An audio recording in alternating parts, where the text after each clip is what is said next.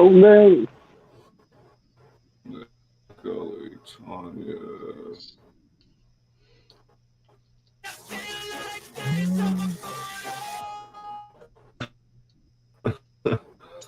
Okie. Man, I'm back. Yay, okay.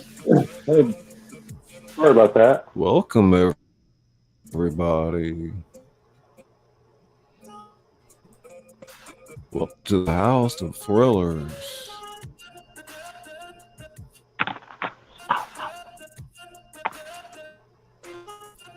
I wonder why there's not showing up there.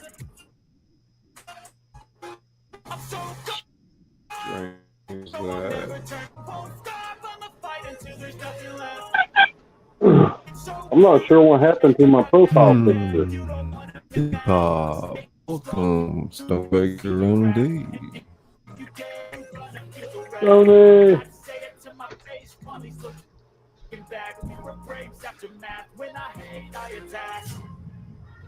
Well, I'm showing 6 of us up here. I only see 4 up on the screen. That's weird.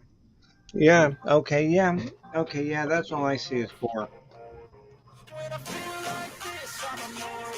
I think Tanya said she was having some technical difficulties. Is she? No. I thought she was. Oh, there's Tanya. I had to add her to the stream. That's my fault. She's back. Hi, Tanya.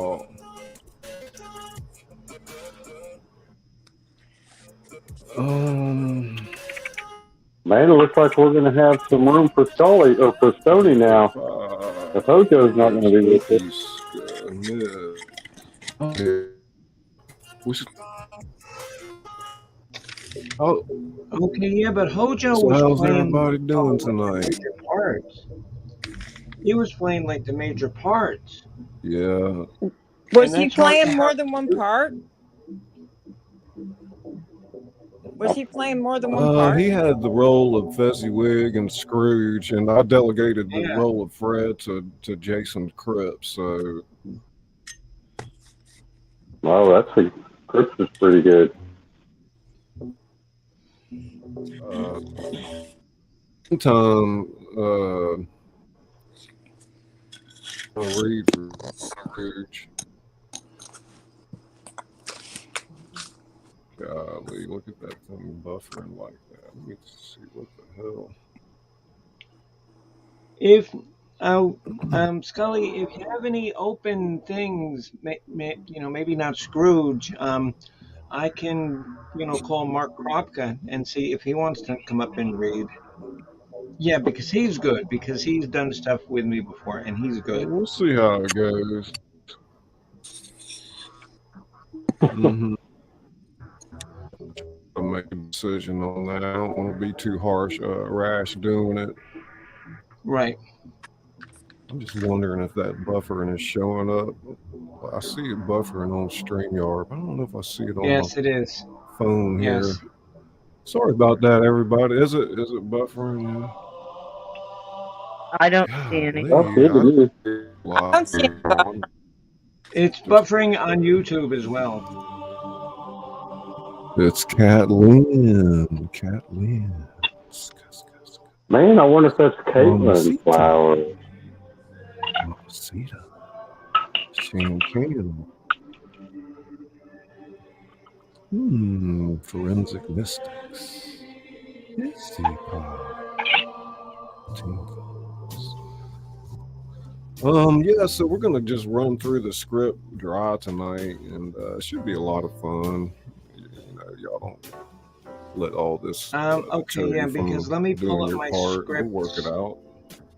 Yeah, but let me pull up my script. I'm gonna pull up the script on the screen. But next week we're gonna read to the overlay. So next week, what? You broke up. Notations tonight, and did Tanya? Who did we lose? I'm here. Somebody. Okay, bonus. I know we're good. I took this. Okay. I'm assuming Robin will be here in a little while. She knows she doesn't come in for a bit, so let's presents. Cut that off so it won't bother me. Okay, yeah, because I have the script up here on like another tab, so.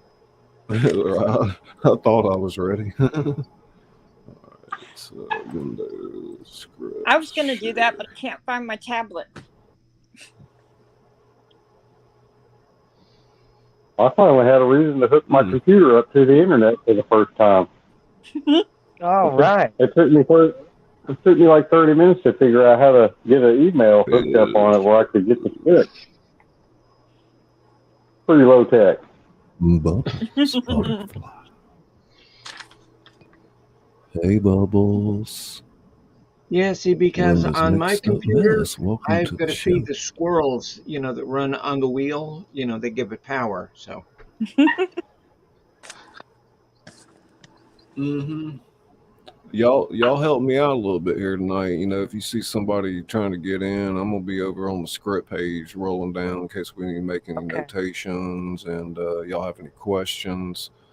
If you got any background noise, try to mute that out. Depending on your tech situation, it's probably always better to wear headphones. Now, during the show, if I boot you out stage left, you need to stay back in the studio until I pull you back in. If you have lines in different areas. Let's see what else. Yeah, because I'm gonna be over here on the script page reading, and a good rule of thumb is mute your mic if you're not speaking, or you won't be speaking for a while. That helps. And by all means, keep in the back of your head, if you unmute before you speak, it's pretty easy to do. To forget to unmute and you're just talking away. Good tips. What else did I want to say?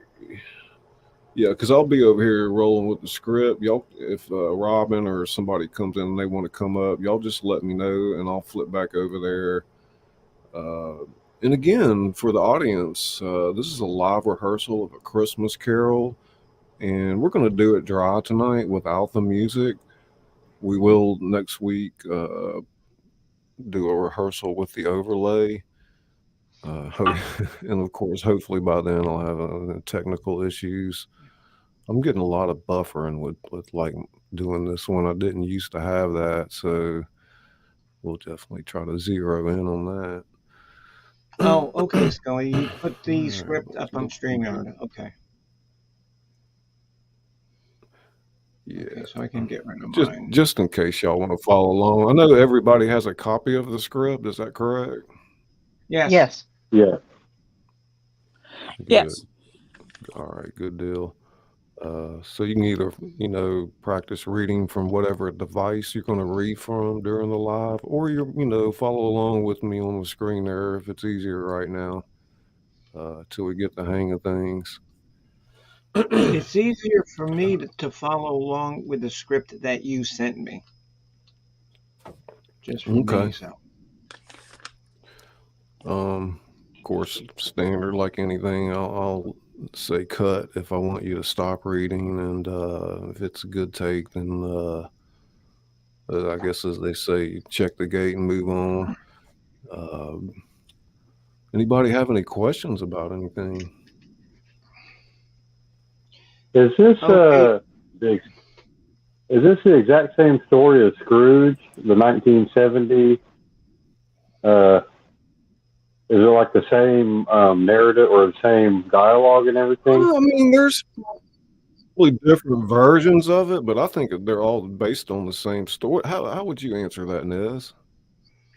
I've noticed that with each production, different productions include or disclude whatever the actual book says, because the book is full of stuff that we just can't fit in.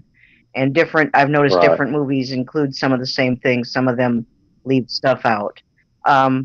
This is similar to Scrooge, but I think but for time's sake, Scully's, see what Izzy says cut right this there? down Let's considerable. look at that real quick. Yeah, Jay, because you I don't know if highlighted that's what true, you but took maybe we out. should just use our avatars. It's worth a shot. Mm-hmm. Bimbo, do you want to go to your avatar instead of your camera? I don't know how to make an avatar. Honestly, I don't. Bimbo, I'm not kidding. Well, you won't have to. It'll just show up like a little white circle, Okay. like the other two people here that have their avatars. So you'll still be here, but Just hit the camera being on off camera button, takes a and lot it'll more go right to bandwidth and can cause avatar. buffering. Yeah, I know. Oh, okay, but how do I? Okay. Just cut your camera.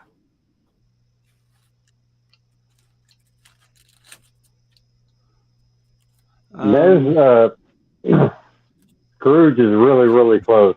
I've been listening to it, trying to get the dialogue, getting the kind of the emotion. And I started to watch it a couple nights ago. I started getting really excited because I found Bob Cratchit, and I was like, oh my God, this is a huge part. Like, I didn't know it was that guy. I thought it was just some guy, He's got quite a bit of lines, no doubt. Yeah, he does. It's exciting, man. It really made me. I'm going to get into it, man. It's like the black and Wonderful. white version sure of you're gonna do a Scrooge great has job, a lot man. more with Fan than the Yes, others. it does. Yes, it does.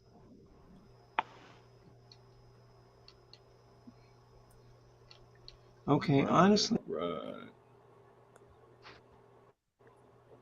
Which I wish you're they waiting would have on me now. stuck with a little more of Fan, because it gives a little more of the backstory with Scrooge's mom. And it kind of makes it more understandable why, to me, he is like he is. Oh, right. And long story short, Scrooge holds it against Fred for the death of his sister. That's his big problem with Fred. Because I think she died giving birth to him. Yeah, just like his father's problem with him, because his mother died. Right. Well, you know what? Might be a good idea if I pull the actual screenplay up on my own phone. Let's see. I think we lost Bimbo. Bimbo? Oh no. Oh boy. She probably hit the wrong button. I'll give her a second to come back.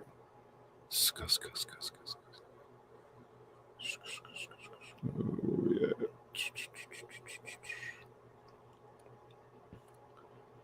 Yeah, like next week we'll be a lot more ready. We try to get right into it like we will on the show. But tonight's, just, don't worry if anybody messes up. We'll work it out. So, let me see here. Since the screenplay pulled up here.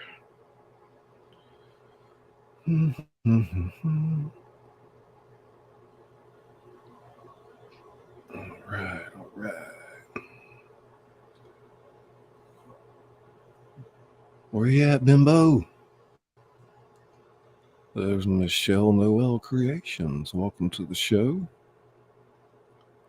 Shannon S. Welcome. How's everybody feeling tonight? Good? Ready to roll. Oh, yeah. Sweet as Nervous sugar, but excited. Sweet as sugar out there. She'll probably be dropping a few links tonight. Certainly appreciate all that she does. Welcome, Mizzy Pop. It's great to see you. Stony Baker, MD. Stony! Paralife TV. All right, I think there's Bimbo there. Yes, and I got rid of the avatar. Oh, good. You sound good. And I don't. I'm raspy tonight. Oh, yeah. That was terrible. 1, 2, 3, 4, 5. Nora. Yeah. So there's Nora. Scotty B. Hit that like button. It won't hit you back, I promise. And ignore my channel, but please show each other love and support. Thank you, everybody who takes the time to share links. If you guys really want to get in the Christmas spirit, before we start, you have to watch my version of the 12 Crappy Days of Christmas. Oh, the song we made last night. Oh my God. I saw it already. It's awesome. It's so it's good. Messed up. Oh my gosh. That's some twisted shit there, man. Yeah. I need another device. What you working with, Okie? Why you say that? Well, I want to watch Bimbo's video, but I've got I got my phone on, I got the TV on, and I got my laptop open with the. No, honey, watch it later. Watch it later. I will. I love your videos. It's 7 minutes of your life that you'll never get back again. Man, you'd be surprised when I waste time on that. It's okay, Bimbo whose therapy. channel has that song then? Who was that? Whose channel is that? Because I can't see the chat. That is Bimbo Barbarella music program. Okay, I'll check it out. Bimbo is playing the Ghost of Christmas Past. And also, there's one other part, like the man of something. I think he's got like 1 or 2 lines. Mm-hmm. Yeah. Did you want to read that? Is that why you're saying that? Okay. Well, yeah, because like on your script, you've got my name by it. Okay, yeah, I think I made a decision on that. I figured you'd be all right with that. Oh yeah, for sure. I mean, some of us gonna like play, different roles. So, who's gonna do Ebenezer Scrooge? Unfortunately, we lost Hojo for the role of Scrooge, and y'all say a prayer for him. He's in the hospital sick, and he might have to have surgery. So we don't really know. I'm covering for Scrooge tonight. What's going on? Oh, you are? Though, because he didn't want to mess anything up, Oh my God, Nez! Well, then you're gonna have a lot. And it doesn't have to be a male voice. If Nez is going to do a great Scrooge tonight. I mean, she already wanted to do it next year, so yeah, I'm going to audition for it next year. Y'all can switch it up a little bit. And like I said, originally I wanted to get Jason Cripps to do it, and I put the role of Fred, and I can't think of who the other one is. I wanted him to do Fred, and y'all remember what I wrote down there? No, we'll figure it out. Fezziwig, I think. Yeah. Fezziwig, Fred and Fezziwig. Okay, Jay, and so why don't we press on and go ahead and start? Yeah, we're about to start here in just a second. All right. Let me get my phone set here. Yeah, because we have all the players that we're going to have for tonight anyway, so. Right?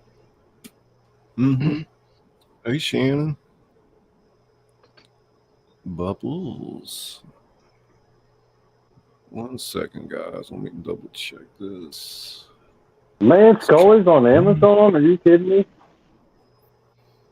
I didn't know that. You can buy his books. Swedish Sugar is probably dropping links out there for my books and different things. Oh, hell yeah. Kind of very cool. Connect up with that later. Whatever. Hey, tattoos and unicorn. I mean, because I'm on page 70 of Dutch Coffee Shop. Ugh. That's all I can say is ugh. In a good, positive way. Ugh. It's not for the faint of heart. I know that. No, it's not. It's not going to end up. It's not going to end up in the children's section. That's for sure. I'd like to welcome you to the House of Thrillers. I'm Scully. the author that reads to you. Tonight, we're going to be doing a live rehearsal of A Christmas Carol with an all-star cast. So buckle up. It's quite the ride, and we'll see you on the other side. We're in the interior of the study at night.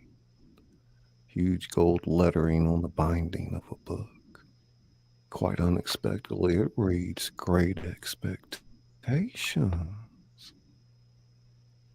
Beside it on a shelf are other books.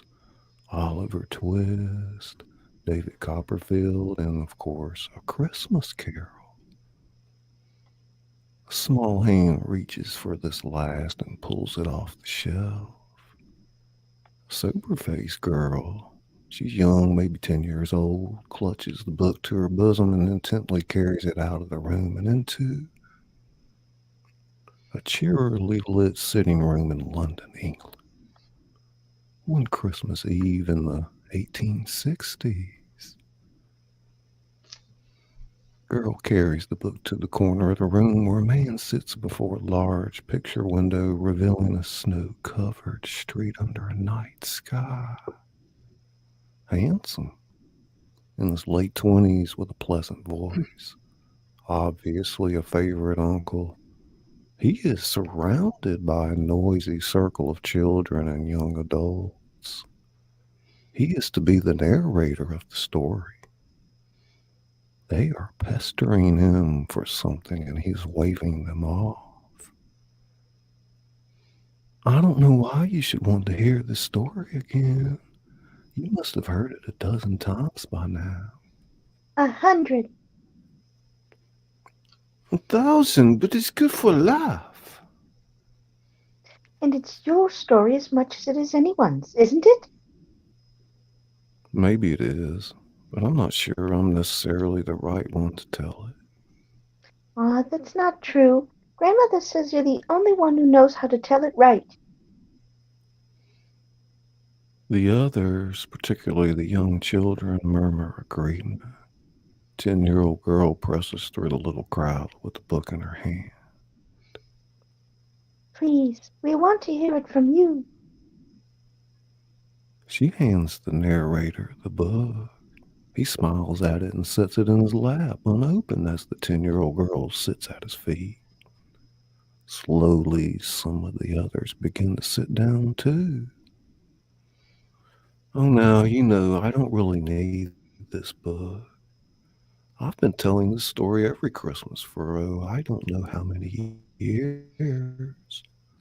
Since I was a boy, and I know it by heart. It always begins the same way. How does it begin?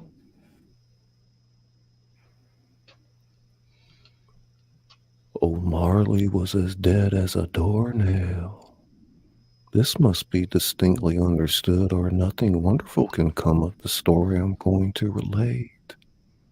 So remember, old Marley was as dead as a doornail. The register of his burial was signed by Ebenezer Scrooge. And Scrooge's name was good on the London Exchange for anything he chose to put his hand to. As he speaks, the view of the street through the window behind him blurs, resolves itself into the view of the London Exchange. It's packed with well-dressed businessmen who hurry up and down and chink the money in their pockets. Among their number is a fat man with a monstrous chin who chats with a red-faced man with a pendulous excrescence. Also present is a man with a sharp and bitter face, and as bald as Patrick Stewart, give or take a hair. This is Ebenezer Scrooge. He's bundling up his coat and heading for the exit when the fat man makes eye contact with him. Mr. Scrooge. Your servant, sir? Are you off home to keep Christmas? I am not in the habit of keeping Christmas, sir. Then why are you leaving so early? Christmas has a habit of keeping men from doing business. Come, it's in the nature of things that ants toil and grasshoppers sing and play. Cut. That's Bimbo's line, red-faced man. Oh, I'm sorry. Sorry. No, I didn't say anything, but yeah. All right, action, red-faced man. Then why are you leaving so early? Christmas has a habit of keeping men from doing business. Come in. It's the nature of things that ants toil and grasshoppers sing and play, Mr. Scrooge. An ant is what it is, and a grasshopper is what it is, and Christmas, sir, is a humbug. Good day. The two men laugh at Scrooge as he exits the exchange. Moments later, on the massive stone steps just outside the exchange, a shivering, poorly dressed man sees Scrooge walking toward him. Scrooge pays him no heed and walks past. The man follows and clutches at Scrooge's sleeve. The two men descend the steps together. Mr. Scrooge, sir. Who are you? Samuel Wilson, sir. Oh, yes, you owe me a little matter of 20-odd pounds, I believe. Well, if you want to pay it, come to my place of business. I don't conduct my affairs in the teeth of inclement weather. I can't pay you, sir. I'm not surprised. Not unless you give me more time. Did I ask you for more time to lend you the money? Oh, no, sir. Then why should I ask you for more time to pay it back? I can't take my wife to the debtor's prison. Then leave her behind. Why should she go to debtor's prison anyway? She didn't borrow the 20 pounds, you did. What has your wife got to do with it? For that matter, what have I got to do with it? Good afternoon. Scrooge tries to walk off, but the man clutches at his sleeve. But Mr. Scrooge, it's Christmas. Christmas has even less to do with it, my dear sir, than your wife has or I have. You'd still owe me 20 pounds that you're not in the position to repay if it was in the middle of a heat wave on August bank holiday. Good afternoon. Scrooge stalks away as the stunned man stands and stares at him, and we dissolve to the exterior of the London street. Outside Scrooge's counting house, it's cold, bleak, and biting weather. People in the street go wheezing up and down, beating their hands upon their breasts, stamping their feet upon the pavement stones to warm them.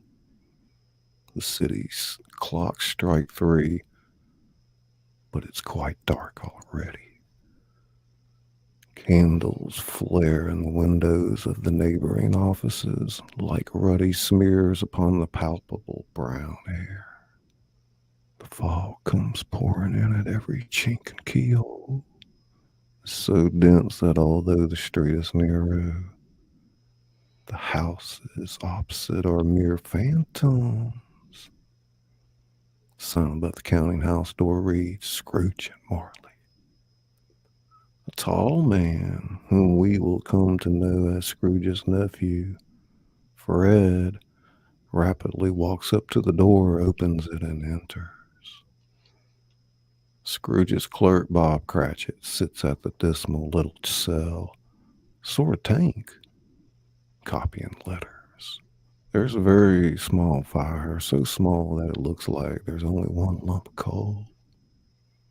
Fred appears all in a glow, his face ruddy and handsome. His eyes sparkle and his breath smokes in the cold. All right, cut. Who's going to read Fred tonight? You want to do it tonight, Kelly? Either Okie or Bimbo can read it for Jason tonight if you want to do that. Does Fred have a lot of lines? Because I'll do it. There's a lot of lines. Oh yeah. I'll give it a whirl. Okay. You're just filling in for Jason. He'll be here next week for the live musical. Okay. Yeah, that's fine. Okay, action with Fred. Merry Christmas. A Merry Christmas, Uncle. God save you. Bah! Humbug! Christmas a humbug, Uncle? You don't mean that, I am sure. I do. Merry Christmas. What right have you to be merry? What reason do you have to be merry? You're poor enough. Come then, what right have you to be dismal? What reason have you got to be morose? You're rich enough. Scrooge has no better answer ready. Bah! Humbug! Uncle, don't be cross, Uncle. Fred enters the office and crosses to a Gothic window in the wall from which is visible the ancient tower of a church. What else can I be when I live in such a world of fools as this Merry Christmas? Out upon Merry Christmas! What time to you but a time for paying bills without money, a time for finding yourself a year older but not an hour richer, a time for balancing your books and having every item in them through a round dozen of months presented dead against you. If I could work my will, every idiot who goes about with Merry Christmas on his lips should be boiled in his own pudding and buried with a stake of holly through his heart. He should! Uncle! Nephew, keep Christmas in your own way and let me keep it in mine. Keep it? But you don't keep it. Let me leave it alone then.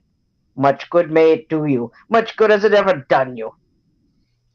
There are so many things from which I might have derived good, by which I have not profited, I dare say. Christmas among the rest.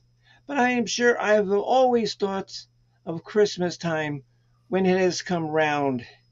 A kind, forgiving, charitable, pleasant time. The only time I know of in the long calendar of the year where men and women seem to be one consent to open their shut up hearts freely and to think of the people below them as really were fellow passengers to the grave, and not another race of creatures bound on the other journeys. And therefore, Uncle, though it has never put a scrap of gold or silver in my pocket, I believe it has done me good, and it will do me good, and I say, God bless it. Cratchit, still in the tank, involuntarily applauds, becoming immediately sensible of the impropriety. He quickly pokes the fire and extinguishes the last frail spark. Let me hear another sound from you, and you'll be keeping your Christmas by losing your position. You're quite a powerful speaker, sir. I wonder you don't go into Parliament. Don't be angry, Uncle. Come. Dine with us tomorrow. Will you come see us? Oh, I'll see you all right. I'll see you in hell. But why? Why? Why did you get married? Because I fell in love. Oops, hold on.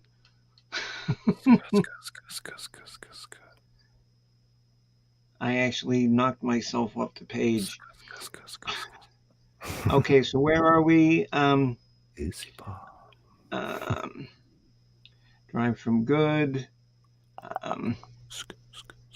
We are at because I fell in love. Yes, okay. Because I fell in love. Scrooge looks at him as if falling in love was the only thing in the world more ridiculous than a Merry Christmas. Because you fell in love. Good afternoon. Uncle, you never came to see me before that happened. Why give it reason for not coming now? Good afternoon. I want nothing from you. I ask nothing of you. Why, oh, why can't we be friends? Good afternoon.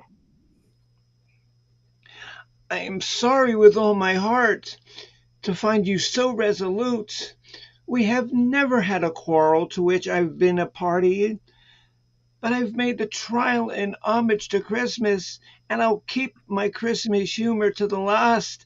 And so, Merry Christmas, Uncle. Good afternoon. And a Happy New Year. Good afternoon. Fred leaves the room with a wry grin. On his way out the front door and buttoning his coat, he exchanges greetings with Bob Cratchit. And how is Mr. Cratchit? And all the small little Cratchitites? Very good, sir. All chomping at the bit, waiting for Christmas to begin, hey? Oh, yes, sir. All very eager. And the little lame boy, which one is he? Tim? Tim. That's Tim, right. sir. That's right. How is he doing? We're in high hopes he's getting better, sir. Good, good. A Merry Christmas to you. Same to you, sir, I'm sure. Why, thank you. Thank you. Bob Cratchit watches Fred exit, then glances at Scrooge's office, surprised to find Scrooge glaring at him. And you, 15 shillings a week, and a wife and family talking about a Merry Christmas. I'll retire to Bedlam. And Cratchit, he watches Scrooge shake his head and return to the desk. Not long after, two portly gentlemen, pleasant to behold, stand with their hats off. They're in Scrooge's office, hold books and papers in their hands. And bow to him, the first gentleman glances at a list. Scrooge and Marley's, I believe. Have I the pleasure of addressing Scrooge or Mr. Marley? Mr. Marley has been dead these 7 years. He died 7 years ago this very night. Right. Tingles. As Scrooge glances at the church tower, nearly invisible in the fog, as the clock strikes the hour. Oh, Time to shut up the counting house. With an ill will, Scrooge dismounts from his stool and nods to Bob Cratchit, who instantly snuffs his candle out, puts on his hat. You'll want all day tomorrow, I suppose? It's quite convenient, sir. It is not convenient, and it's not fair. If I was to stop half a crown for it, you'd think yourself ill-used, I'd be bound. Bob Cratchit smiles faintly. And yet you don't think me ill-used when I pay you a day's wages for no work. It's only once a year, Mr. Scrooge. Poor excuse for picking a man's pocket every 25th of December. Scrooge buttons his coat and chin. But I suppose you must have the whole day. Be here all the earlier the next morning. I will, I promise. Scrooge walks out in the street with a growl. Bob Cratchit closes the office in a twinkling. Exterior Scrooge's building. It's a dark and threatening building. Nobody lives in it but Scrooge. The other rooms are all let out as offices. The yard's so dark that Scrooge gropes with his hands through the fog and frosts to the black old doorway of the house on which a fairly large knocker. Scrooge puts his key in the lock and glances at the knocker. Without its undergone any immediate process of change, the knocker's no longer a knocker, but Marley's face. Scrooge gasps. Marley. Marley's face. Not an impenetrable shadow of the other objects in the yard, but with a dismal light about it, like a bad lobster in a dark cellar. Not angry or ferocious, the face looks at Scrooge as Marley used to look, with ghostly spectacles turned up upon its ghostly forehead. As Scrooge lets go of the key and stares fixedly at its phenomenon, it becomes a knocker again. He pauses to look cautiously behind the door, as if he half expects to see Marley's pigtail sticking out in the hall. There's nothing on the back of the door except the screws and nuts that hold the knocker on. Scrooge closes the door with a bang. A suspicious, slightly unnerved Scrooge walks through his gloomy suite of rooms. Bedroom as usual. Nobody under the bed, nobody in the closet. Suddenly he sees a ghastly white shape in the darkness on the opposite side. Scrooge tenses up for a moment until he realizes it's only his dressing gown. Quite satisfied, he closes the door. Double locks himself in, not his usual custom. Having changed clothes, Scrooge sits down before the fire to take his gruel. It's a very low fire, and Scrooge sits close to it.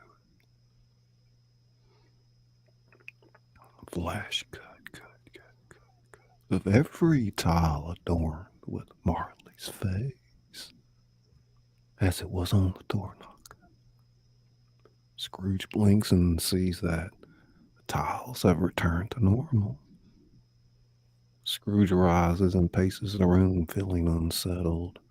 After several turns and more than a few nervous glances at the fireplace, he sits down again.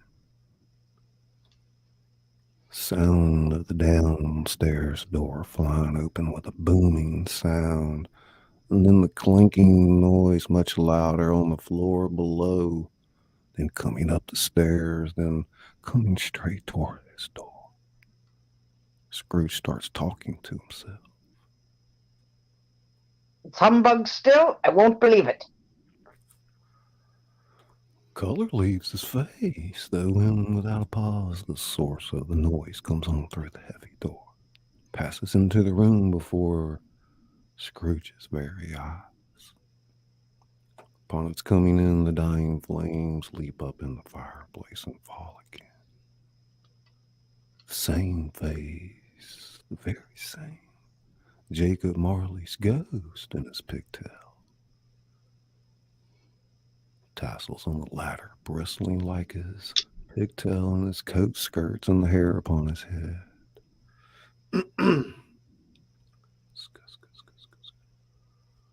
Marley's body is transparent so that Scrooge, observing him closely, can look through his waistcoat and see the two buttons on his coat behind.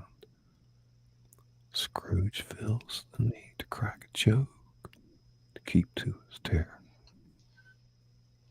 I'd often heard it said you had no heart, Marley, but I never believed it until now. Scrooge stares into the ghost's dead, cold eyes and reverts to his cold and caustic self. How now? What do you want with me? Much. Who are you? Ask me who I was. Who were you then? In life, I was your partner, Jacob Marley. Can you sit down? I can. Do it then. Marley sits down on the opposite side of the fireplace, as if he were quite used to it. Scrooge stares at the ghost's fixed, glazed eyes as it sits perfectly motionless through its hair. It skirts its tassels still quivering, as if by the hot vapor of a oven. You don't believe in me. I don't. What evidence would you have of my reality beyond that of your senses? I don't know. Why do you doubt your senses? because a little thing affects them. A slight disorder of the stomach makes them cheat. You may be an undigested bit of beef, a blot of mustard, a crumb of cheese, a fragment of an underdone potato. There's more gravy than a grave about you, whatever you are. You see this toothpick? I do. You are not looking at it, but I see it notwithstanding. Well, I have but to swallow this, and be for the rest of my days be persecuted by a legion of goblins, all of my own creation. Humbug, I tell you. Humbug.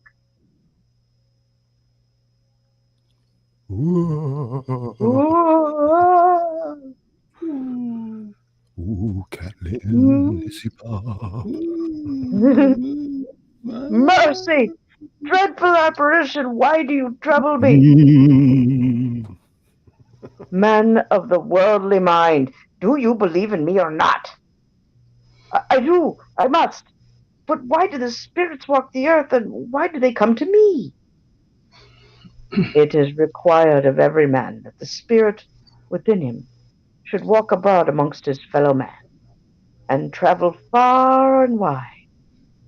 And if that spirit goes not forth in life, it is condemned to do so after death. It is doomed to wander through the world. Oh, woe is me! And witness what it cannot share, what might have shared on earth, and turn to happiness.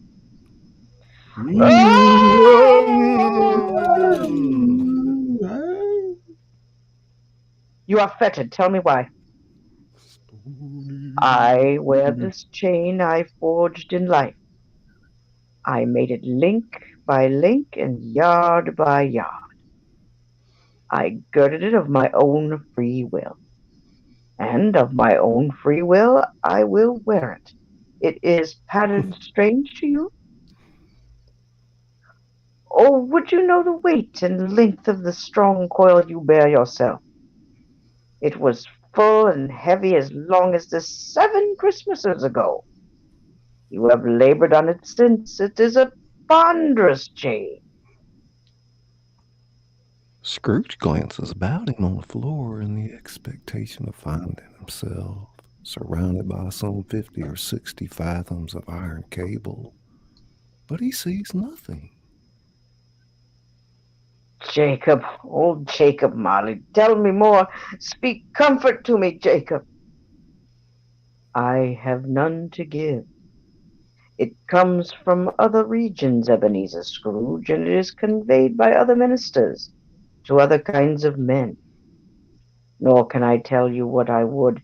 A very little more is permitted to me. I cannot rest. I cannot stay. I cannot linger anywhere. My spirit never walked beyond our counting house. Mark me, in life my spirit never roved beyond the narrow limits of a money-changing hole, and weary journeys lie before me. You must have been very slow about it, Jacob. Slow! 7 years dead and traveling all the time? The whole time. No rest, no peace, incessant torture of remorse. You travel fast? On the wings of the wind. You might have gotten over a great quantity of ground in 7 years.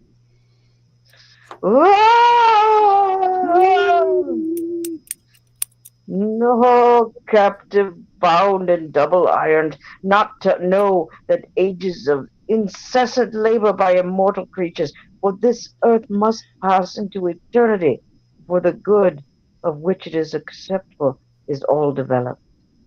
Not to know that any Christian spirit working kindly within its little sphere, whatever it may be, will find its mortal life too short for its vast means of usefulness. Not to know that no space of regret can make amends for the life's opportunities misused. Yet such was I. Oh, such was I. But you were always a good man of business, Jacob. Business! Mankind was my business. The common welfare was my business. Charity, mercy, forbearance, and benevolence were all my business. The dealings of my trade were but a drop of water in the comprehensive ocean of my business.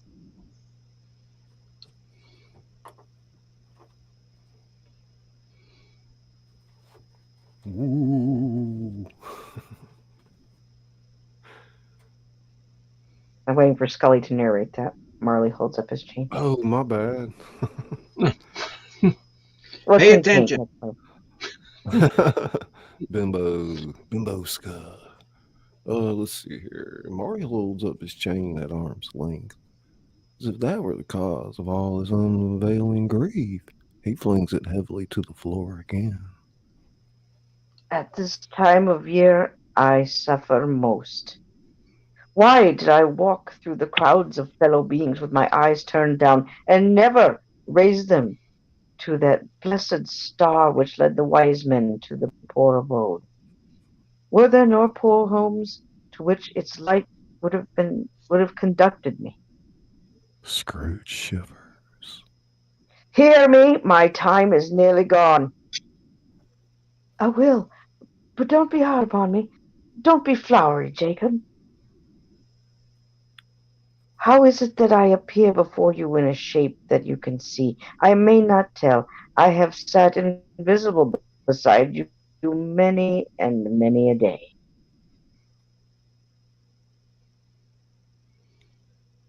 Scrooge shivers at this. He wipes the perspiration from his brow. That is no light part of my penance. I am here tonight to warn you that you have yet a chance and hope of escaping my fate. A chance and hope of my procuring Ebenezer. You were always a good friend to me. Thank ye. You will be haunted by 3 spirits. Scrooge's jaw drops almost as low as Marley's had done. Is that the chance and hope you mentioned, Jacob? It is. I think I'd rather not. Without their visits, you cannot hope to shun the path I tread. Expect the first tomorrow when the bell tolls 1.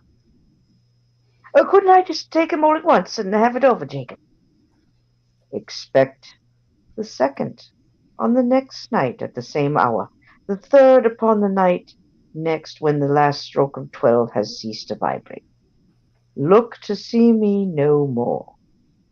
And look that, for your own sake, you remember what has passed between us. Marley floats out the window into the night. Scrooge follows to the window, desperate in his curiosity. He looks out. The foggy air is filled with phantoms wandering hither and thither in the night, in restless haste, moaning as they go.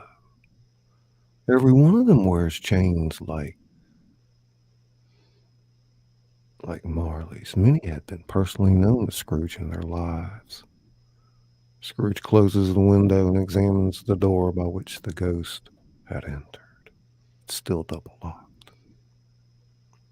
Scrooge crosses to his bed. Without undressing, he gets in and falls asleep instantly. The light from the fire in the sitting room is visible under the closed bedroom door as we dissolve to the interior of Scrooge's bedroom. Scrooge awakes in darkness sometime later. Fire's gone out in the sitting room. As the chimes of the neighboring church strike 12, Scrooge counts with his fingers. 12. It was past 2 when I went to bed. Clock must be wrong. Icicle must have gotten into the works. He lights a candle and sits on the edge of his bed. Looking at his bedside alarm clock, it reads 12. 12?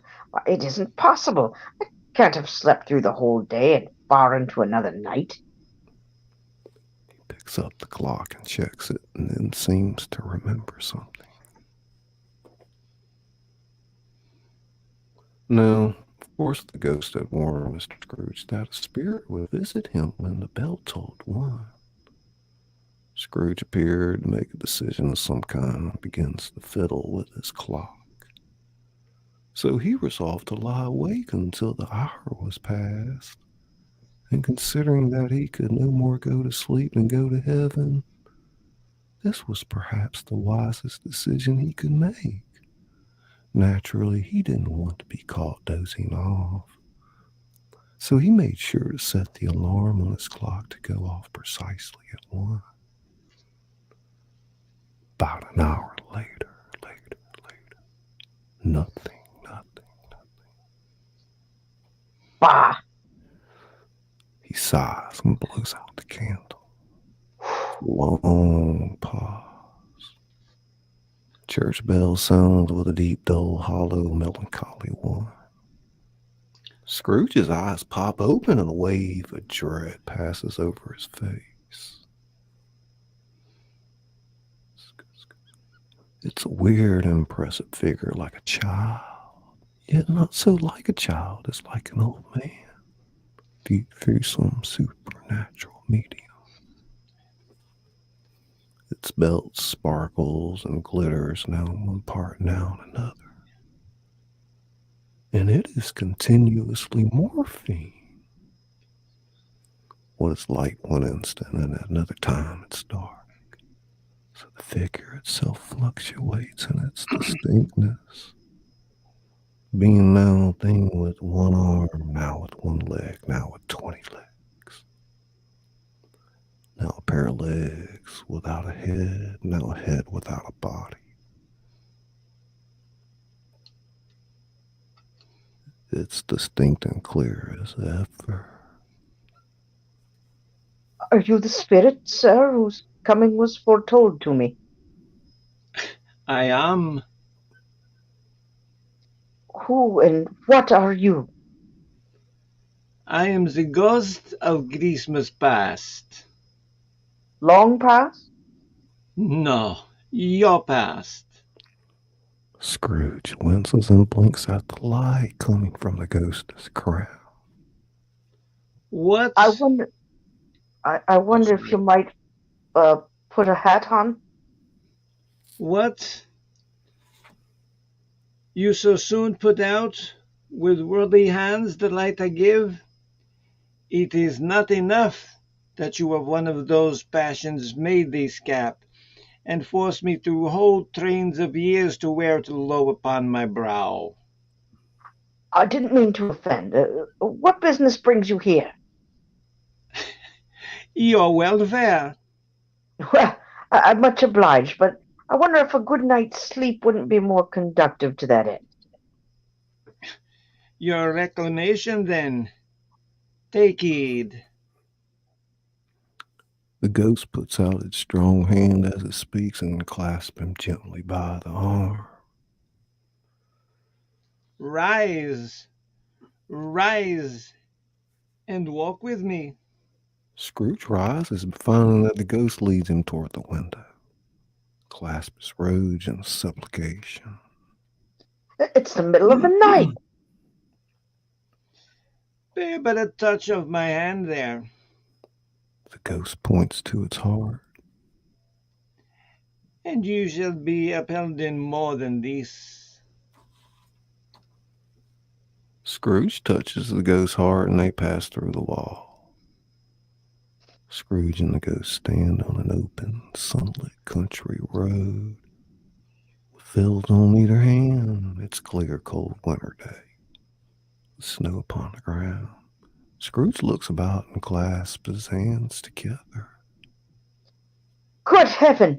I was bred in this place. I was a boy here. The ghost gazes upon him mildly. Your lip is trembling. And what is that upon your cheek? It's a pimple. I beg you, Spirit, leave me where you would. You recollect the way? Remember it. I could walk it blindfolded. Strange to have forgotten. It was for so many years. Let us go on. They walk along the road as Scrooge points out every gate and post and tree. A little market town appears in the distance with a bridge, a church, and a winding river. Some shaggy ponies, boys upon their backs, trot down the road toward Scrooge and the ghost. The boys call the other boys in country gigs and carts driven by farmers. All are in great spirits and shout to each other. These are the shadow of things that have been. They have no consciousness of us. The jocund travelers approach, and as they pass by, Scrooge's cold eye glistens. He hears them wish each other Merry Christmas as they part at crossroads and byways where there are several homes. The school is not quite deserted. A solitary child, neglected by his friends, is left there still. I know it. All right, cut. How's it going, everybody? Everybody doing all right? Doing good, thank you. Might take a quick deep breath for a minute. Yeah, I know. Nez is like, oh gosh, it's a lot. Oh, Scully, can we take like a 2-minute break so I can go check on Cat Daddy's? Yeah. We're just all going to kind of hang out for a minute and just catch our breath. Yeah. Okay. So I'll be back in like 2 and 2. You know, like Chuck Woolery used to say. Yeah. I'll be back in 2 and 2. We'll be back to make that love connection in 2 and 2. Woo! Well, hey, you just sitting there, Okie. You're not getting bored, are you? Nah, man, you guys are crushing it. I'm having fun sitting here listening with my dogs. Well, Bimbo's kind of filling in on some of those parts and all, so let me jump back over here at the chat. As I was going, I realized I could kind of just look at the screen when I read instead of holding my phone up to my face. And so I can because what I was doing, I was reading off my phone when we started, and you noticed I wasn't scrolling the script up or down. Did y'all see that? I've been looking at my phone, so no, I didn't see that. Well, I couldn't do it because I was looking at my phone, but then I realized I can kind of see it a little bit blurry on the screen, which I can fix later. And that way I can scroll down and the audience can see what's going on as well. What was I going to say? And that way also, as like y'all are reading and I get like a minute or two break, I can kind of chat with the audience as well. I was doing that, which was pretty cool. Mm-hmm. Yeah. I mean, you know me, I don't like to ignore anybody. So, but I mean, it's kind of hard to, say hey to everybody, but anyway, let me tell you what I am.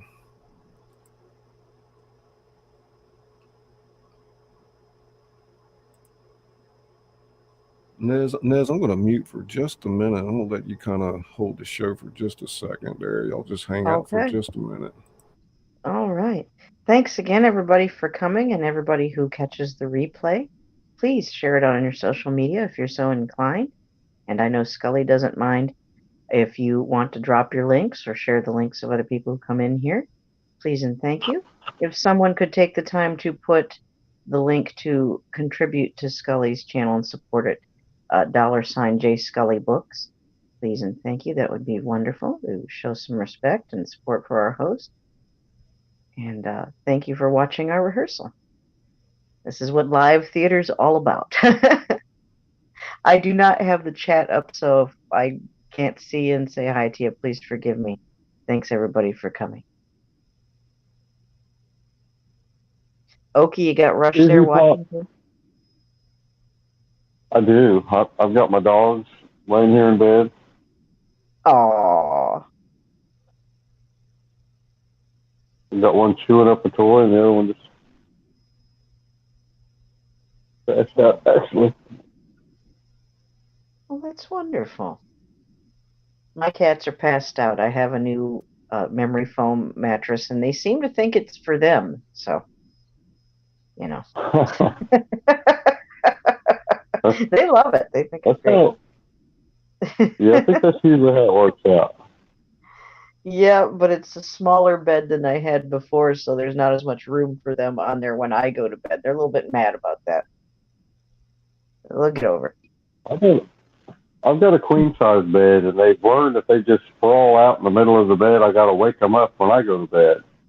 And then they can kind of. Yeah.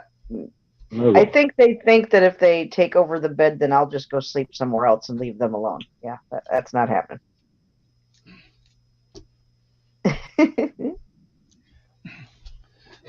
Okay, ladies and gentlemen, those who are listening to our run through, hope that you're enjoying the show.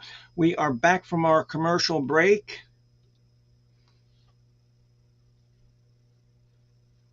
And now we're just waiting on Grace's host. We're waiting for Scully. Oh.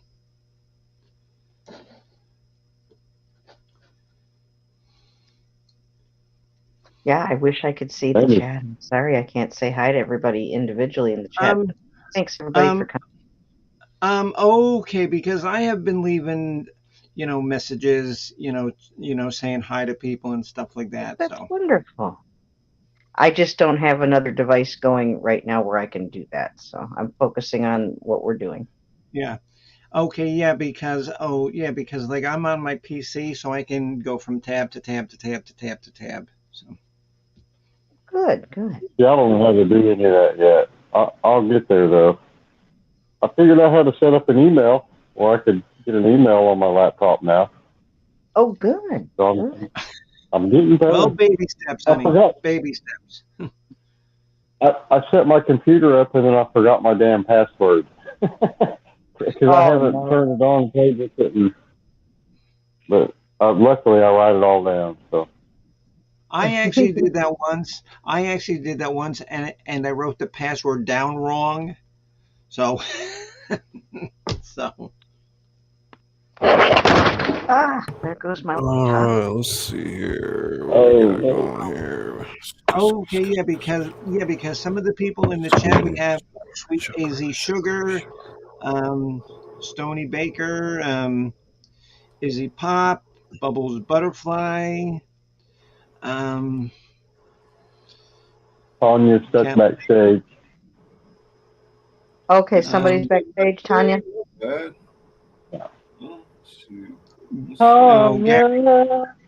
Gary 1107. A lot of people in here. Jay. Try to come back, Tanya. Drop that link back in there. See. Okay, because you have 45 thumbs up and you got 19 people on YouTube watching, so that's good. Yeah, y'all hit that thumbs up, man. Share this out. Don't be slow to grow your network. There she comes. I'm so sorry, golly. Tanya, I'm so sorry. I didn't even see that.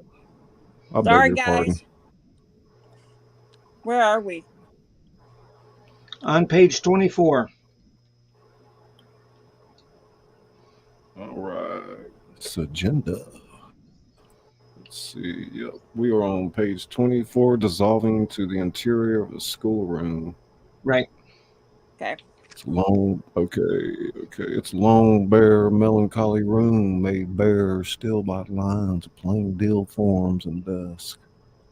At one of these, a lonely boy reads near a feeble fire. Scrooge sits down upon a form and weeps to see his poor forgotten self as he used to be. The ghost joins him. Poor boy.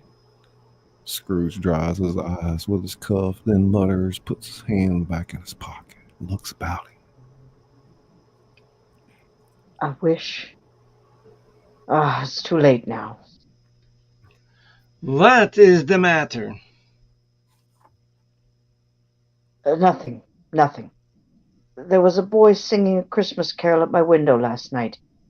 I should like to have given him something, that's all. The ghost smiles thoughtfully and waves his hand. Let us see another Christmas. Scrooge's younger self suddenly morphs into an older boy, and the room becomes a little darker and more dirty. His former self is still alone. All the other boys have gone home again for the holidays. Young Scrooge is not reading now, but walking up and down despairingly. Scrooge looks at the ghost and, with a mournful shaking of his head, glances anxiously toward the door. It opens. A little girl, much younger than the boy, stands at the threshold. She's looking in at Scrooge's sister Fan. The elder Scrooge is amazed to see her. Fan! Ebenezer! Fan steps toward him, arms outstretched as if to give him a hug, and he responds. But as she darts forward, her body passes through his, for she is but a shadow. Puts her arms around the neck of the younger Scrooge, kisses him. Though disappointed, the elder Scrooge turns to watch the youngsters embrace. Dear brother, I have come to bring you home, dear brother. To bring you home.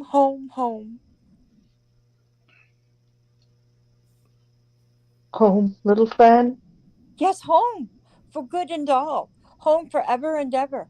Father is so much kinder than he used to be that home is like heaven. For you, perhaps, but not for me. He doesn't know me or even know what I look like. Same as I hardly know you now that you're quite a woman.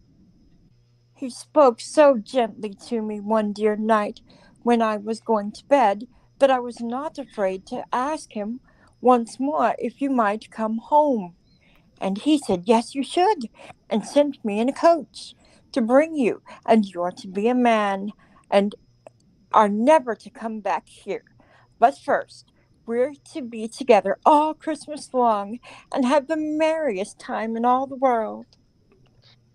You are quite a woman, little Fan. She claps her hands and laughs, and tries to touch his head. But being too little, she laughs again and stands on tiptoe to embrace him. Then she begins to drag him in her childish eagerness towards the door, and he, nothing loth to go, accompanies her. Young Scrooge's trunk is tied on top of the coach not long after. He and Fan bid an old schoolmaster goodbye, get in and drive gaily down the country road. Scrooge and the ghost watch the coach go by, its two passengers laughing and talking. Always a delicate creature, whom a breath might have withered. But she had a large heart. So she had. She died a woman, and had, as I think, children. One child. True, very true. Your nephew. Scrooge seems uneasy in his mind. Yes. The ghost casually peers over Scrooge's shoulder, and when Scrooge turns around to follow his gaze, he is startled to see the exterior of a warehouse at night. You know it? Know it? I apprenticed here.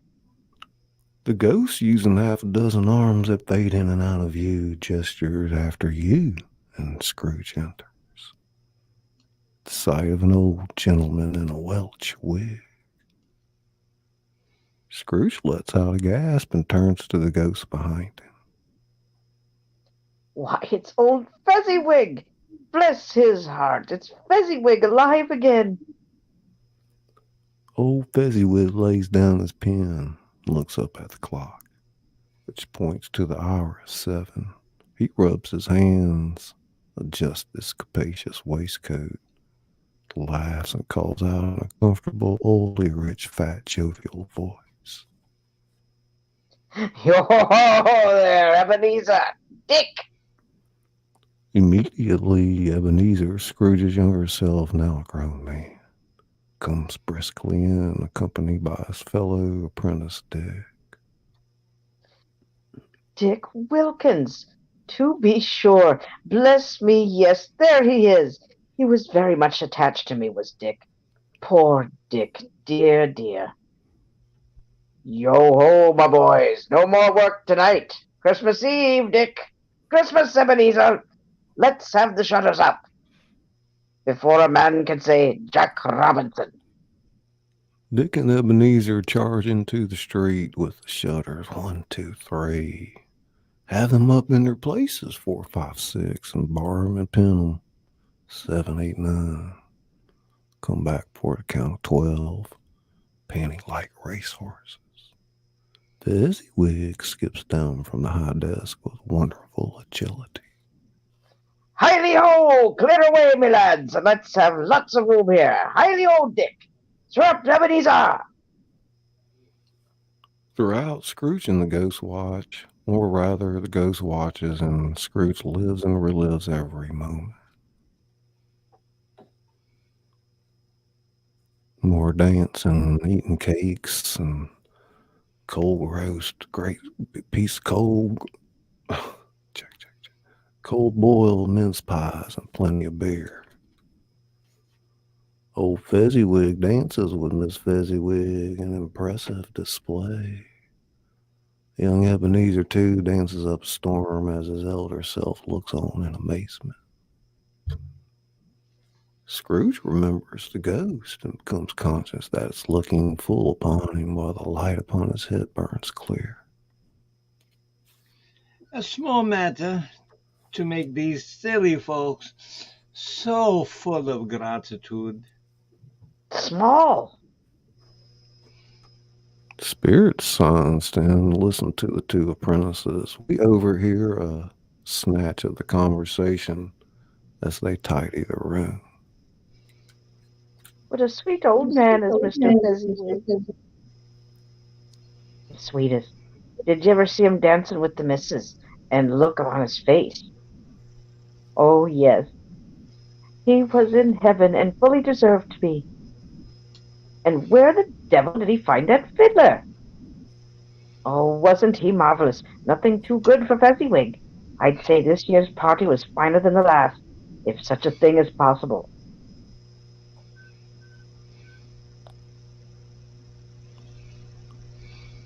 Cut. Let's that's where we're gonna pull Belle in here. Robin, you got the link to come up? There she is. All right, let's take Tanya out. Add Robin. Hey, Robin. Hi, Robin. Hello. How you doing, darling? Have you been watching? Can you hear me? She might be muted. I can't hear her. I don't know if we can hear you. I can't hear her. Neither can I. No. Maybe try to go back out and come back in. I don't know. Let's see. Headphones, guys. Headphones. They work great. She's gonna come back here in a second. Hang on. Tanya, you did great, by the way. You did awesome. Yes, very well. How you holding up, Nez? Okay? Doing great. Thank you, Scully. Okay, good. It is good. I've sucked down an inordinate amount of fluids already, man. And so, how do you guys like my Russian Irish accents? It almost sounded more, like Russian and Italian, but I love it. It was great. Robin I watched Scott. the House of Gucci movie last night, so it reminded me of that. I'm like, ooh. Let's see if we can hear Robin there. Echo? There she is. I hear you. You can hear me now? Yes, ma'am. Okay, I have to... Maybe make the volume a little higher if you can. So I'm talking on my phone. Oh, so okay. That's the max I can do. Okay. No, then that's fine. Good. Let's see here. You got the script with you? I can see the script on the screen. I had to turn down that volume, I guess. Okay, now next week, that's fine tonight, but next week we're not going to have the script up there. It's going to be the overlay. We read to the music and everything. So, however you need to do it, Is you there can a way, write it down or write it? Can you? So how do I get the script? I sent you the script. I already sent it to you. I don't know if you got your email yet, but it's in your inbox. Should be. Okay, I didn't see it, so maybe it's in my spam box. Did you send it today, babe? It might be. Yeah, it was just a couple hours back. Okay. Yeah, Robin, and it's really big. It's like 76 pages, so I'm just gonna do my part. I'm gonna print out my part. Did I stop the script? If that's okay with you. Yeah, however you want to do it, you know. Cool. Thank you. Okay. Thank you. Oh man, I did. let's see here. I watched the Scrooge with Albert Finney. Did you hear the news that Hojo wasn't going to be able to read? So we got Nez filling in for Hojo right now and stuff, trying to figure that out. But we'll work it out. He's in the hospital, Robin. He's sick. Oh no! I'm sorry to hear that. I know, it's crazy. I just found out this afternoon. So let's hope that he's okay. Yeah, really. Yeah. That's all right. Let's pretty see. sick. If you're in the hospital, you're really sick then. Mm-hmm. All right. Let's get back to this. All right. We dissolve to the exterior of the lake at day. Belle in silhouette with her back to Ebenezer faces the glassy water. We can see she's deep in thought. He reaches out to touch her, but she brushes him off.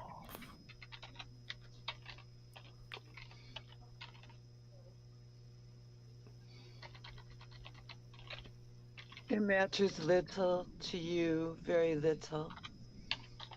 Another idol has displaced me, and if it can cheer and comfort you in time to come, as I would have tried to do, I have no just cause to grieve. What idol has displaced you? A golden one. This is the even-handed dealing of the world. There's nothing on it which sows hard as poverty, and there's nothing that professes to condemn with such severity as the pursuit of wealth.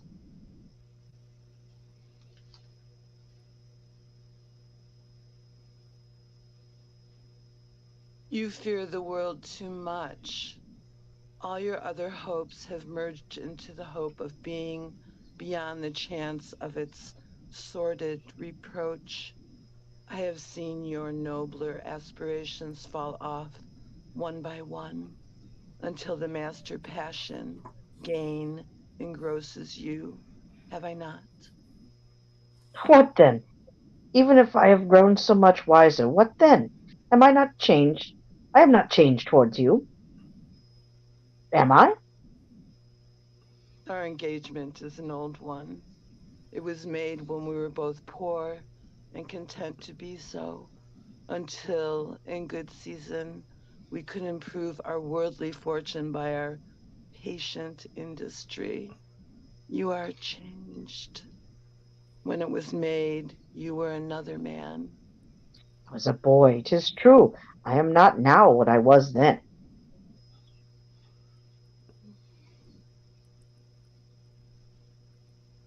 I am that which promised happiness when we were one in heart is fraught with misery now that we are two. How often and how keenly have I thought of this? I will not say. It is enough that I have thought of it and can release you from our engagement. Have I ever sought release? In words? No, never. Then what then?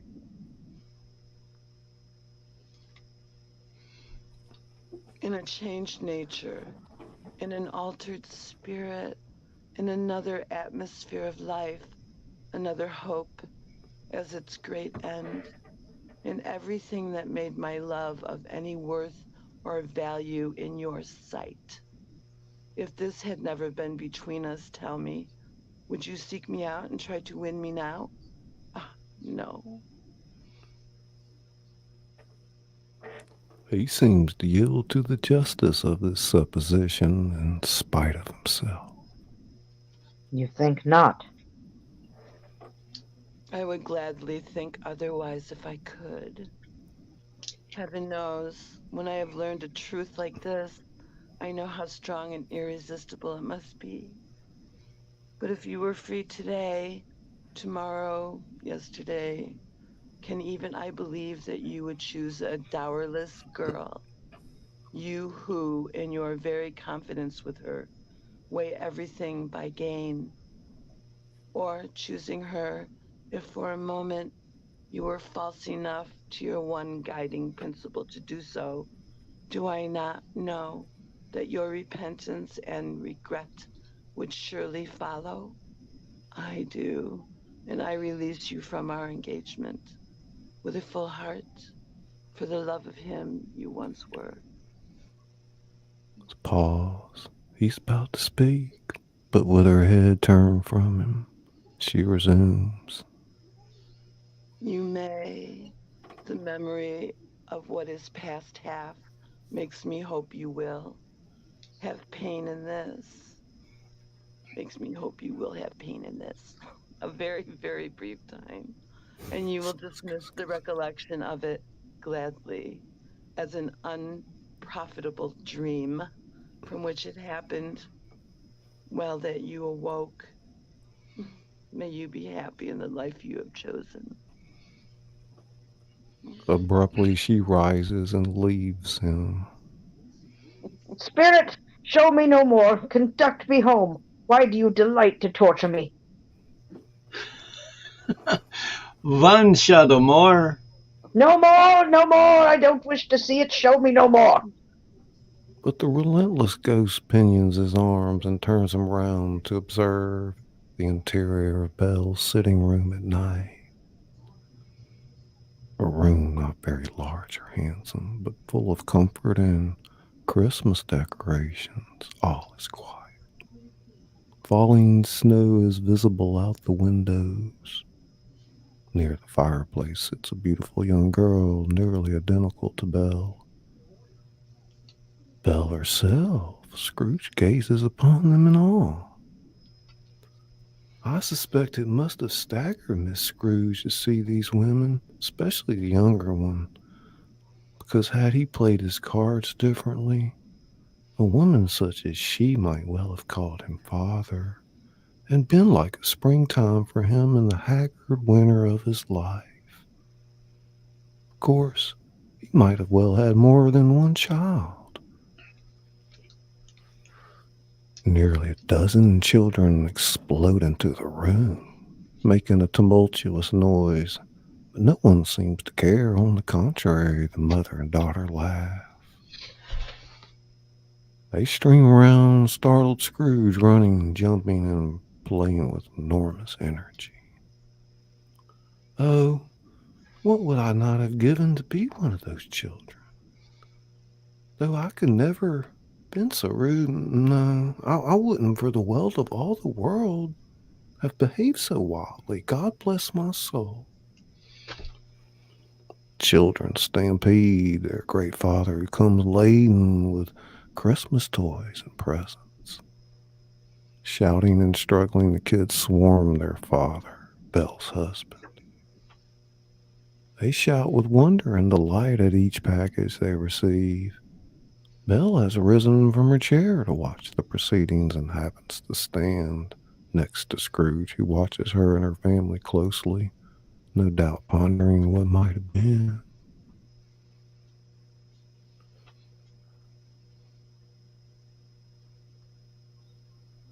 Action, okie, okie, okie, okie. Belle's husband, okie, okie, okie.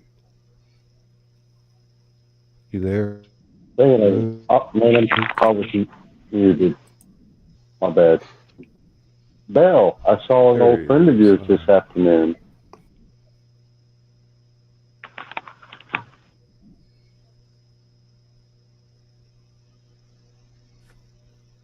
Robin there? You there, Robin?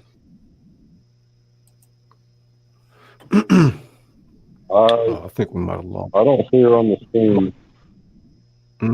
I think must have lost her. I'll do it. I think she thought she was done. Maybe. I'll do it. Robin, I see her in chat there. Look. Okay, we can go ahead. Who was it? Who was it? Hang on a second. Let's see if she comes back. That's Robin. Oh, okay. Okay. I thought you were asking who it was. That's funny. Oh yeah, here you go, Robin.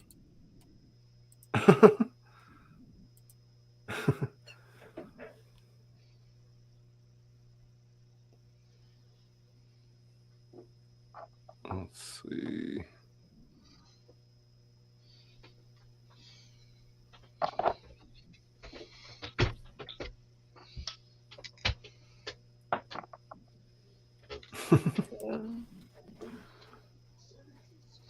I'm here. Okay. Sorry. Let's see. No problem. That's why we're having a rehearsal. So we're on page 33. I forgot too. You know. Who was it? Who was it? Who was it? It was me. I was talking and I was like, why can't I hear myself talking? And then it dawned on me I muted. It's just like two lines. You come back and over like two lines. Right, I gotcha. Robin. No, I saw we were right. I can see you. Who was it? But can you stay up so you can read Miss Cratchit's Mrs. what's her name?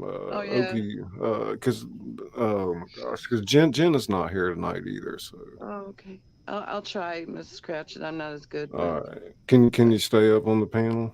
Sure, babe. All right, so let's start up here at the top with Belle's husband saw an old friend of yours in action. Belle, I saw an old friend of yours this afternoon. Who was it? Yes. How can I? Tot, don't I know? Ebenezer Scrooge. Scrooge it was. I passed his office window, and as it was not shut up, and he had a candle inside, I can scarcely help seeing him. His partner lies upon the point of death, I hear. And there he sat alone, quite alone in the world, I do believe. Scrooge, sitting beside the ghost on the far side of the room, shuts his eyes and shakes his head. Spirit, remove me from this place. I told you, these were shadows of things that they've been. They are what they are. Do not blame me. Remove me, I cannot bear it. Scrooge turns upon the ghost and sees that it looks at him with an oddly morphing face, in which there is momentarily appearing fragments of all the faces it has shown him. His younger selves, Fan, Fezziwigs, Dick Wilkins, Belle, etc. Terrified, Scrooge physically attacks the ghost. Leave me! Take me back! Haunt me no longer! The interior of Scrooge's bedroom. The room is dark. No light shines under the bedroom door from the sitting room. Scrooge in roughly the same position we saw him last. lies in his bed atop his pillow. His bedside clock reads 5 minutes to 1. Now, Marley's ghost had warned Scrooge that a second spirit would haunt him at the stroke of 1. I don't mind telling you that Scrooge is now prepared for a good broad field of strange appearances, and that nothing between a baby and a rhinoceros would have astonished him very much. By this time, he was ready for almost anything. All right, that's where we have our intermission. Okay, good. I have to go. So what are we gonna do during the intermission? Sing and dance? I have to go tinkle. Oh. I'm smoking a joint. Good.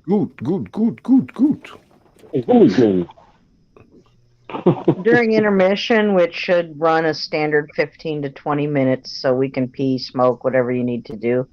I'll be putting together the video that plays during intermission. I think I'll be doing some artwork that relates to the show, and I might be doing another giveaway of a piece of drawing or a piece of artwork that pertains to the show. And also, when we begin to read again in a minute, because of time constraints, because of the hiccups that we've had tonight, I'm going to probably not read the whole paragraph through until next week. Nez knows what I'm talking about there, so just to save my voice and other things. I mean, we've kind of had a few gaps and hiccups tonight, so we should flow a little better next week. And you'll see, you'll hear me. I'll at least read the first and last line of a paragraph, so you guys aren't sitting there waiting for me, and we can get on with what we're doing.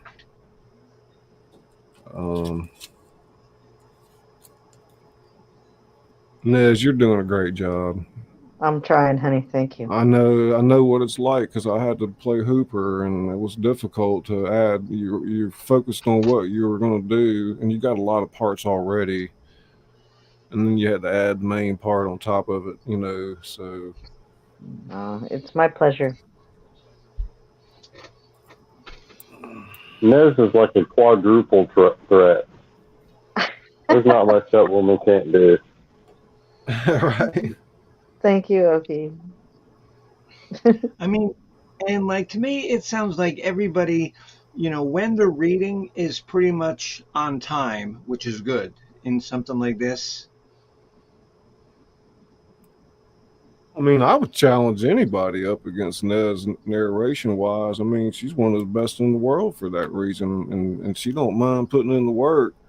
And it's like the athlete training their body. You do this every day. It's not easy on the voice box. Man, when she first started out as the little girl's voice, I think it was, my first thought was, man, she's using like a voice box. No, she's doing that with her mouth, and her voice. Dude, that's crazy. Some crazy. People can do that. Like I'm not even that good, really. I can go into kind of some weird things, but the accents can be difficult. I mean, and what's funny is my song last night. It's called the 12. Oops. It's called the 12 Crappy Days of Christmas. And let me tell you, that's a long-ass song to sing. And you can hear that by the 12th day, my voice was fried. Oh, yeah.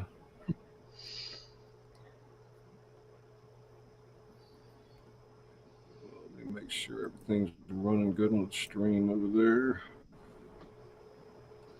Okay, let me go into the... Yeah, I know this is kind of, for some people in the audience, it might be a little bit boring tonight. We're kind of getting everything together, so...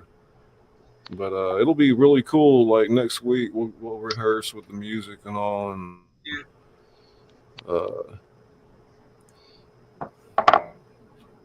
okay. And probably when we do, when we do all this, we're gonna probably just go with our avatars instead of the camera, because I just can't handle all the bandwidth and all that.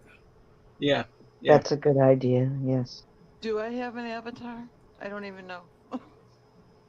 Oh, I do. Well, if you just turn the camera off, it'll go to one by default. How do I don't know how to turn my cam. Oh, cam off like that. Yeah, you have a button to mute your mic. You have a button to mute your cam. Okay, here. How's that? All righty, let's see here. Okay, because Bubbles Butterfly says that, and she was also great Scrooge. I love her voice. She ran with it. Thank you so much.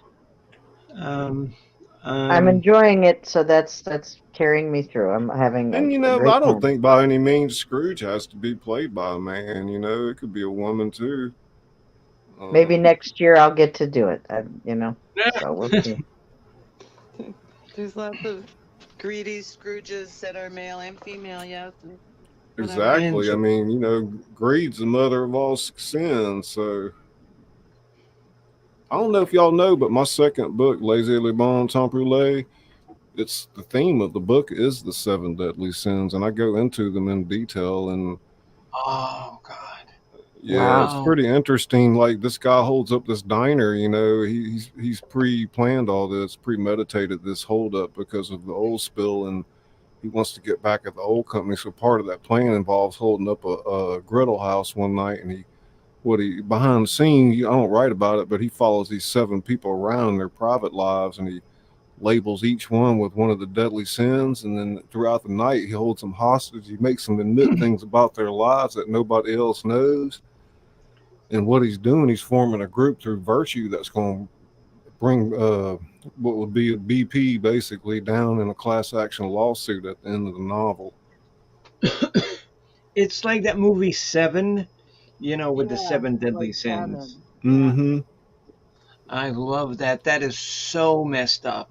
And that's my novel, Laissez, Bon Temps Rouler. It's a short book, not too long, and it's And Jay, and can we get that on Amazon as well? Yeah, you can get that on Amazon. I don't have any copies of that right now, although I do have copies of Dutch Coffee Shop, so I can get those out too. And like I said, because I would rather buy the book, because then at least you get some sort of, Bimbo, all that you've done for me, you know what I told you already. So just give me some time. I don't get to the post office every day, so. And so Tanya Lambert said something how she loved it and she would like to try to do something with us, like the next time we do something. Wonderful. We'll be having auditions for Peter Pan next month. Aye, yes, Peter Pan will be reading for Captain Hook. Aye. Oh, matey, I'm here to plunder your booty. Oh, wait, I said that wrong. Maybe Fan can read Wendy or something. I don't know. Hey. Wouldn't Wendy? Yeah. All right. Is everybody set? I'm ready. All right. I'm ready. Let's see here. Make sure we're good. I mean, because I think all my characters are done, so I'll just stay and listen and I'll keep in. Well, why don't you fill in for some of what Nez is doing too? Okay, sure. What we got left, Nez. Let's go. But you see, he was not by any means ready for nothing, and nothing is exactly what happened. Scrooge gets up softly and shuffles in his slippers to the door. His hand is on the lock when a voice from the sitting room calls out. Scrooge, come in, Ebenezer. Trembling Scrooge opens the door and enters. It's his own room, but it's undergone a transformation. Walls and ceiling are so hung with living green that it looks like a perfect grove. Holly toe, mistletoe, cherry cheek apples, juicy oranges, luscious pears. In an easy state upon this couch, there sits a jolly giant, glorious to see who carries a glowing torch in shape not unlike plenty's horn. Holds it up high, shed its light on Scrooge as he comes peeping round the door. Come in! Come in and know me better, man!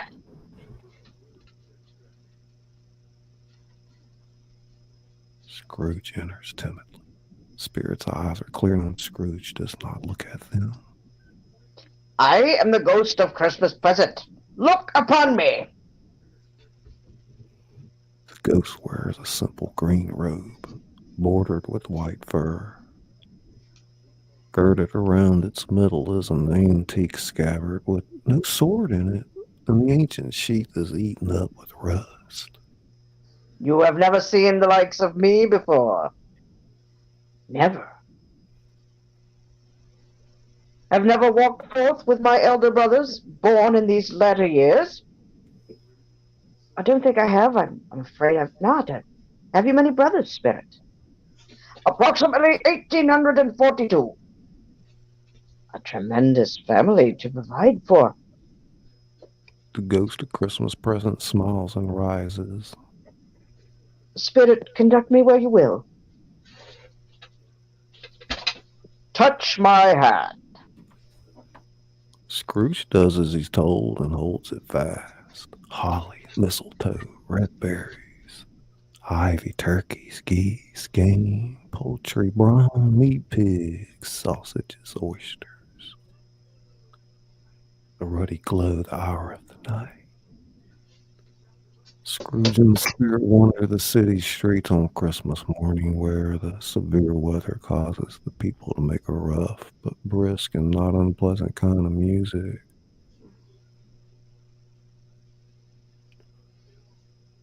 One is the size of a boy, the other a little smaller.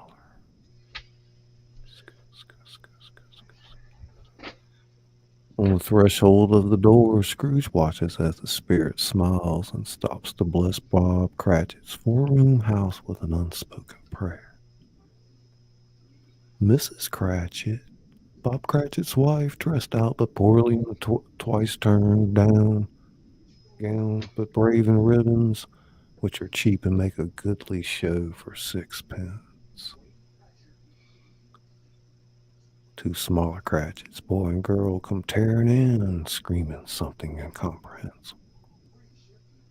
The eldest, Peter Cratchit, blows the fire until the slow potatoes, bubbling up, knock loudly on the saucepan lid. All right. What has ever got your precious feather father then? What? And your brother Tiny Tim? And Martha weren't as late last Christmas Day by half an hour. Here's Martha, Mother. Here's Mother. Why, bless your heart alive, my dear. How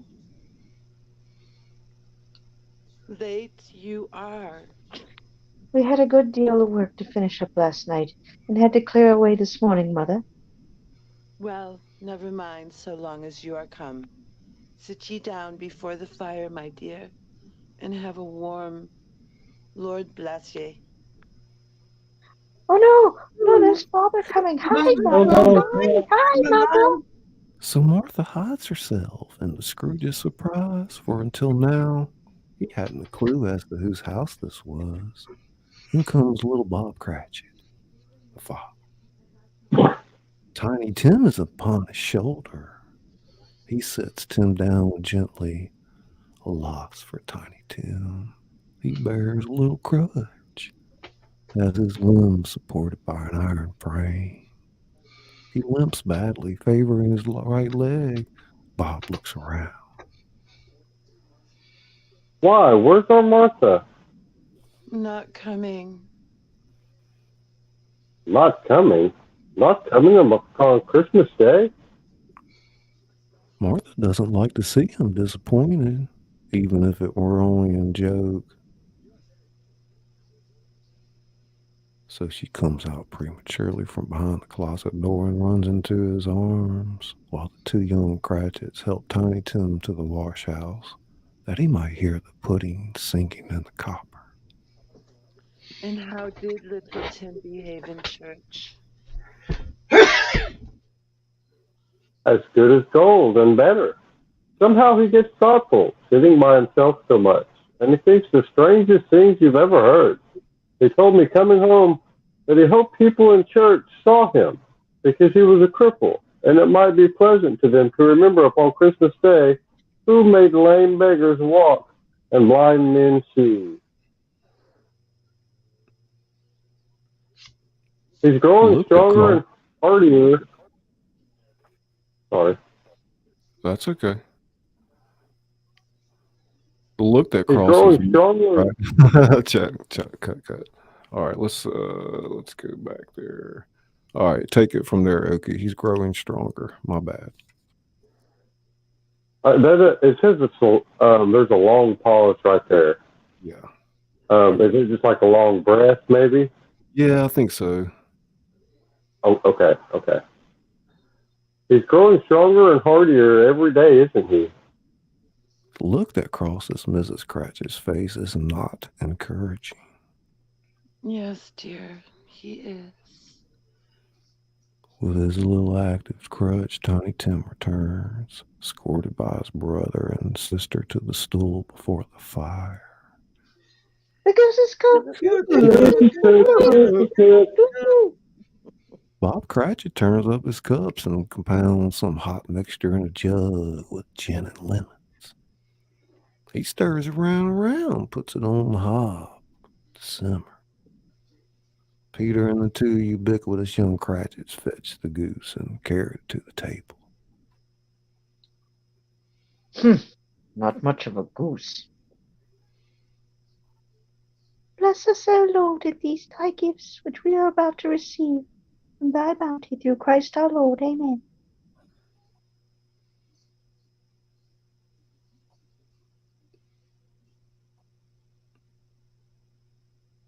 I don't believe there ever was a goose so tender. And delicious. And delicious. Oh, and big. And big. And cheap. And cheap. It's lovely, Mother. This is a goose we will remember for as long as we live. Thank you, Tim. After a dissolve, Miss Belinda changes the plates. Miss Cratchit is visibly nervous. I can't stand to look at the pudding. Suppose it should not be done enough?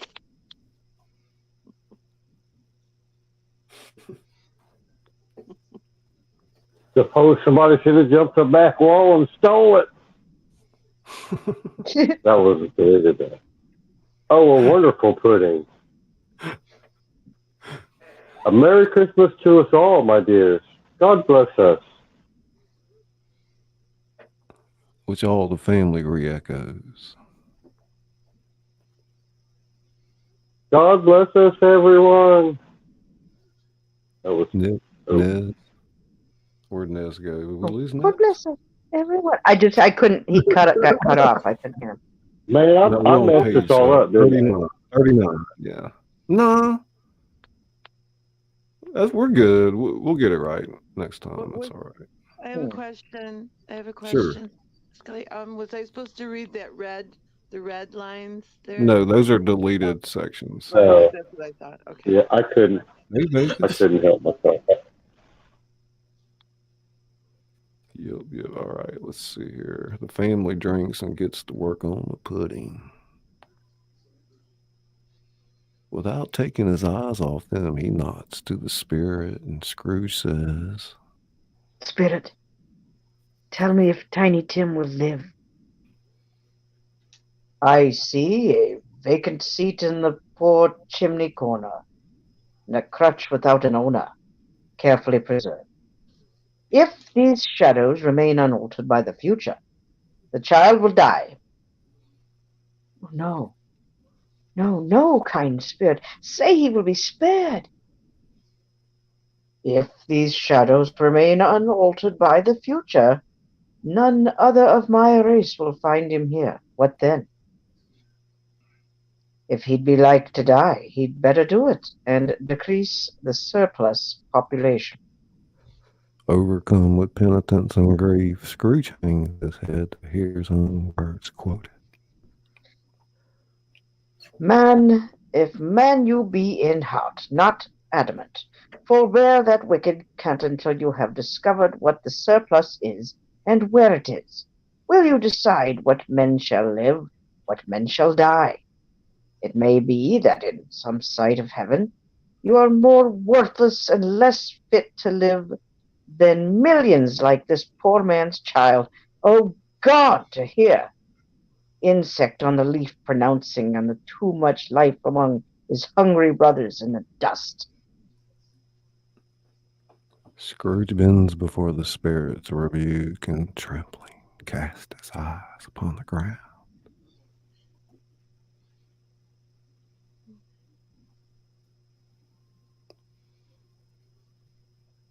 Bob Cratchit.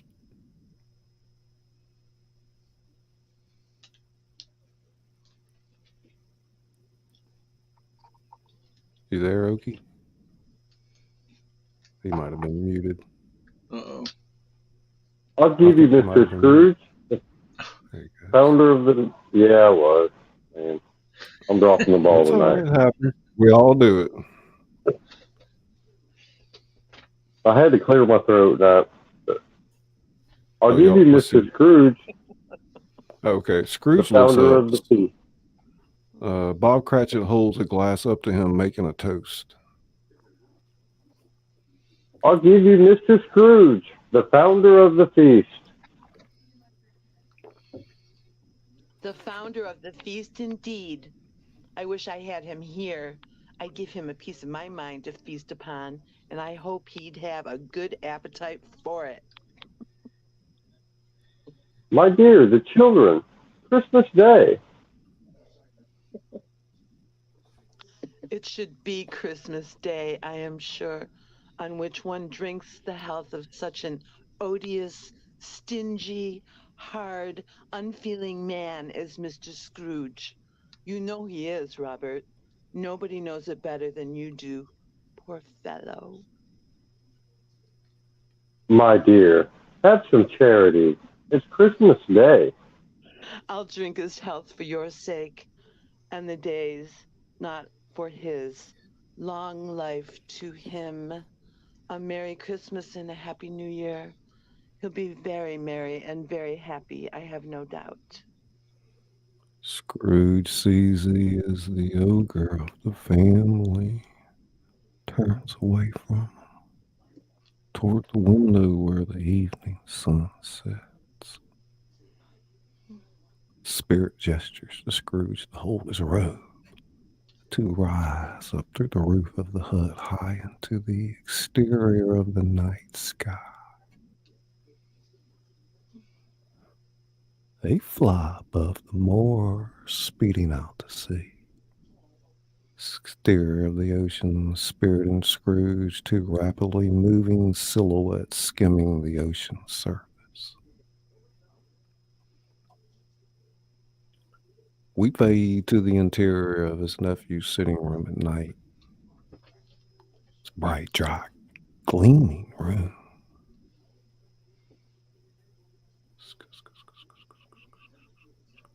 And their assembled friends, taking not a bit behind, roar out lustily. He said Christmas was a humbug, as I live. And he believed it too. More shame for him, Fred. Scrooge's niece is exceedingly pretty, with a dimpled, surprised-looking capital face.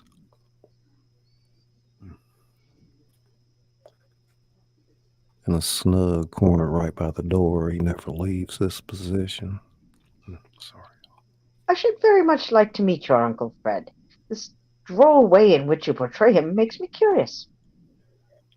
He's a comical old fellow, that's the truth, and not so pleasant as he might be. However, his offenses carry their own punishment, and I have nothing to say against him. I'm sure he's very rich, Fred. At least you always tell me so. What of that, my dear? His wealth is of no use to him. He doesn't do any good with it. He doesn't make himself comfortable with it. He hasn't the satisfaction of thinking that he is ever going to benefit us with it. I have no patience with him. Nor I. Oh, I have, and I am sorry for him. I couldn't be angry with him if I tried. Who suffers by ill whims? Himself, always here. He takes it to his head to dislike us, and he won't come and dine with us. What's the consequence? He doesn't lose much of a dinner. Indeed, I think he loses a very good dinner. Really, Fred, I think you're being awfully charitable. Is that so?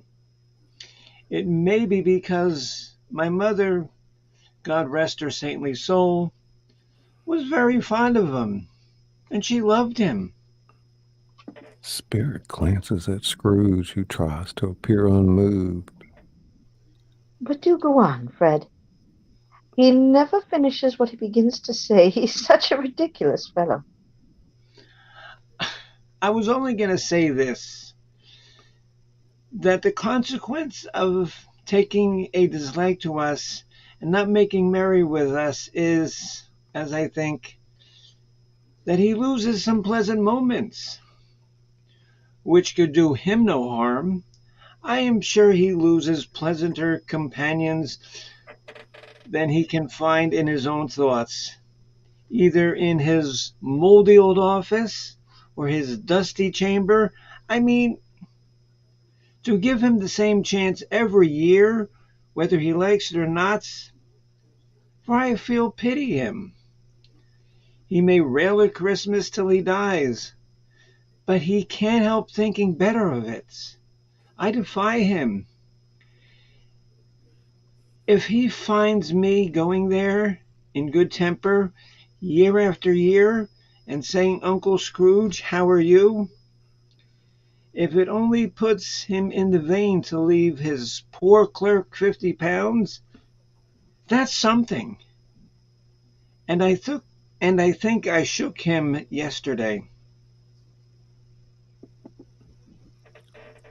Before Fred finishes, one of the female guests has begun to play a simple little tune upon the harp. The rhythm is infectious, and Scrooge keeps time with his feet, enjoying himself in a quiet way. The spirit seems greatly pleased to find him in this mood. We dissolve.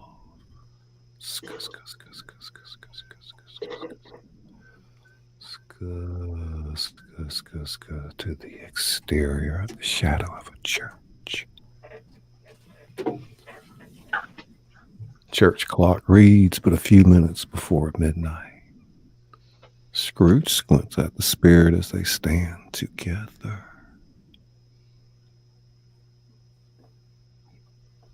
Your hair is gray. Our spirit's lives so short. My life is very brief. It ends tonight. Tonight? Tonight at midnight. Forgive me if I'm not justified in what I ask, but I see something strange and not belonging to yourself protruding from your skirts. Is it a foot or a claw?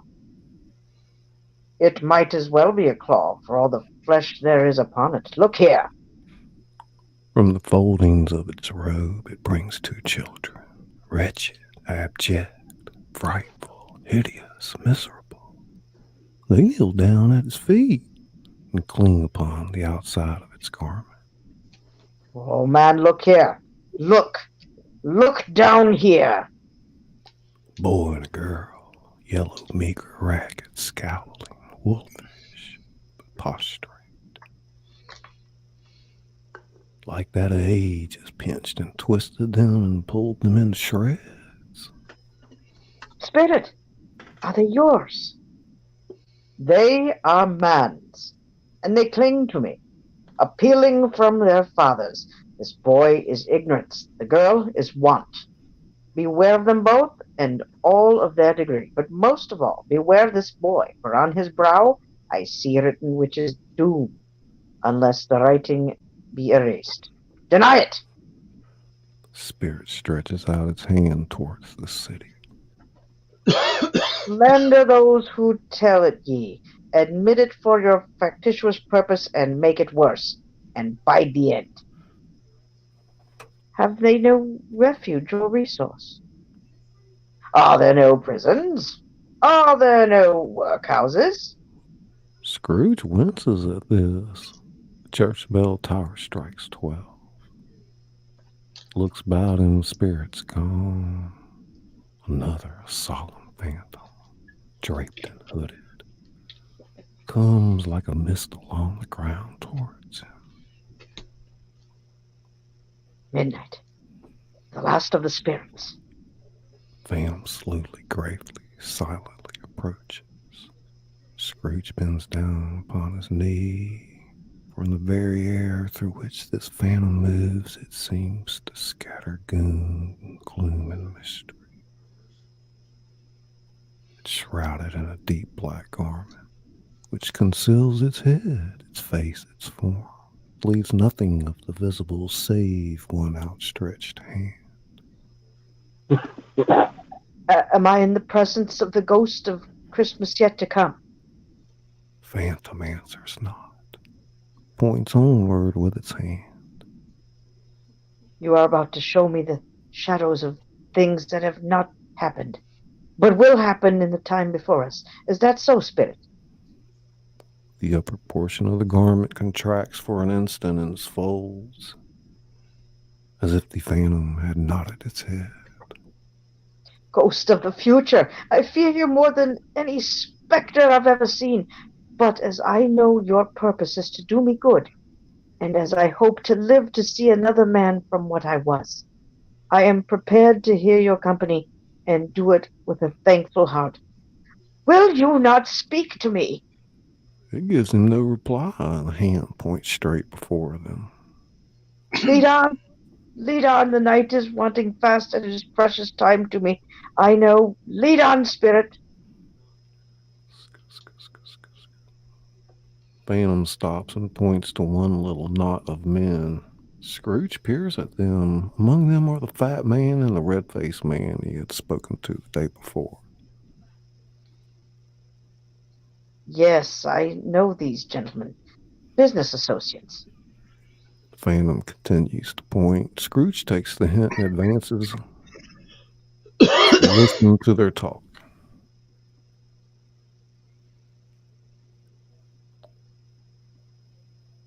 Okay, who's reading this part, Scully? I think Bimbo was reading that. No, I was the red-faced man. I mean, I'll do this if you want. Okay. It helps if I have somebody else too. That'd be great. Yeah.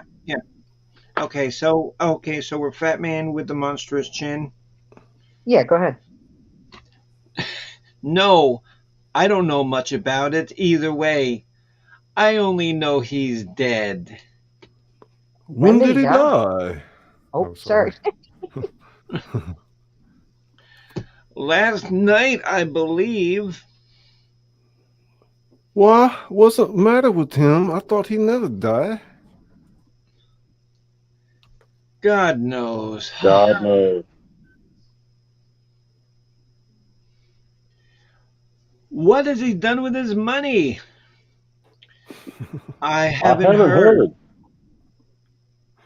Okie jumping in. There you go. He hasn't left it to me. That's all I know.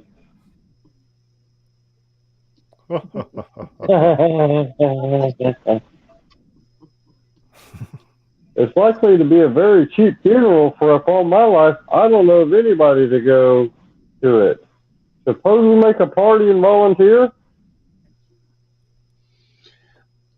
I don't mind going if lunch is provided. but I must be fed if I make one. Well, I am the most disinterested among you. After all, I'd never wear black gloves, and I never eat lunch. But I'll offer to go if anybody else will. When I come to think of it, I'm not at all sure that I wasn't his most particular friend, for we used to stop and speak whenever we met. Bye. Bye. I think I'm getting a little bit punch drunk over here. It's funny. This is getting fun. It is fun. It is, yeah. Yeah, so the men stroll away and mix with other groups. Then we go down. Scrooge looks around at the multitudes of pedestrians pouring past him. I can't help but notice this is the way to my accustomed corner, and I see by the clock this is my usual time of day for being here. But I see no likeness of myself. Caught up in what he's saying, Scrooge fails to see the phantom move off. Not that I'm surprised, you understand. You see, I've been revolving in my mind a change of life, and I should like to think, that is, I rather hope, that my not being here is the result of my having carried out some resolutions regarding... Scrooge suddenly notices that the phantom has moved on down the street and hurriedly follows it.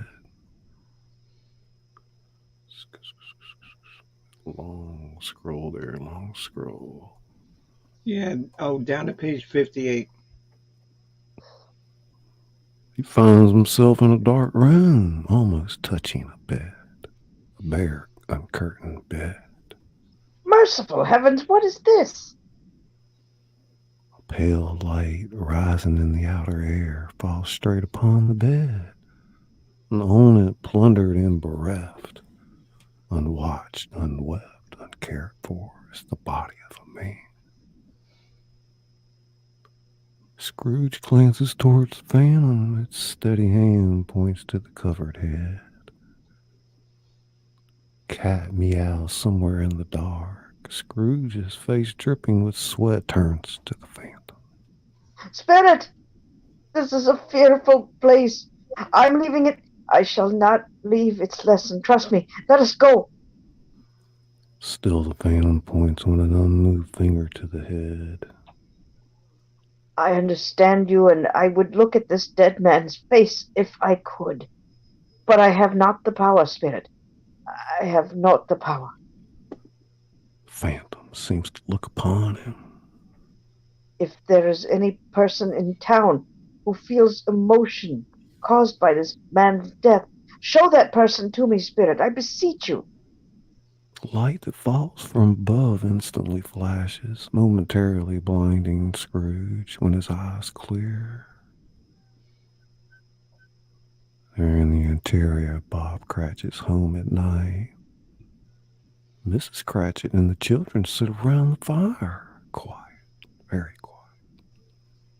Noisy little Cratchits are still in the statues in one corner and sit looking up at Peter, who has a book before him. The mother and her daughter sew. Peter looks up to see Miss Cratchit lay her work upon the table and put her hand upon her face. Shall I stop reading? No, no. It's only the color. It hurts my eyes. Scrooge is puzzled by this. He peers intently at the group. Mrs. Cratchit regains her composure. They're better now again. It makes them weak by candlelight, and I wouldn't show weak eyes to your father when he comes home. For the world I wouldn't. It must be near his time. Past it, rather. But I think he's walked a little slower than he used to these last few evenings, Mother. Peter shuts his Bible. They are very quiet again. A long pause, and then Mrs. Cratchit speaks in a steady, cheerful voice that only falters once. I have known him him walk with Tiny Tim upon his shoulder very fast indeed. And so have I, often. But he was very light to carry, and his father loved him so that it was no trouble. No trouble. A noise stirs her. And there's your father at the door. Bob and his comforter comes in alone. As the family greets him with his cup of tea in an unusually subdued fashion, it finally dawns on Scrooge what has happened. Oh my God. Phantom makes no move. Scrooge watches as the Cratchit family draws about the fire. Peter tries to read silently to himself. The girls and mother return to their sewing, and Bob sips his tea. I ran into Mr. Scrooge's nephew in the street today. He thought I looked just a little down, you know, and he inquired as to what had happened to distress me, on which, for he is the pleasantest spoken gentleman you ever heard. I told him, I am heartily sorry for it, Mr. Cratchit. He said, and heartily sorry for your good wife. By the by, how he ever knew that, I don't know. Knew what? Why, that you were a good wife. Miss Cratchit smiles. Everybody knows that. I hope they do. Heartily sorry, he said, for your good wife. If I can be of service to you in any way, be sure to let me know. And he handed me his card. Now, it wasn't for the sake of anything he might be able to do for us, so much as for his kind way, but this was quite delightful. It really seemed as if he had known our Tiny Tim and felt with us. I'm sure he's a good soul. You would be sure of it if you saw and spoke to him. I shouldn't be at all surprised if he got Peter a better situation. Hear that, Peter? And then Peter will be keeping company with someone and settling up for himself. Get along with you. It's just as likely as not, one of these days, though there's plenty of time for that. But however and whenever we part from one another, I'm sure none of us forget poor Tiny Tim, shall we? Well, this is the first parting that there was among us. Never, Father. No. And I know that we recollect this patient and how mild he was. We recollect how patient and mild he was. Although he was a little child, we shall not quarrel easily amongst ourselves and forget poor Tiny Tim in doing it. Oh, no. That's right. I'm very happy. Mrs. Cratchit kisses him. His daughters kiss him. The two young Cratchits kiss him, and Peter shakes his hand. Upstairs in the room, it's bedroom. It's cheerfully lit and hung with Christmas decorations.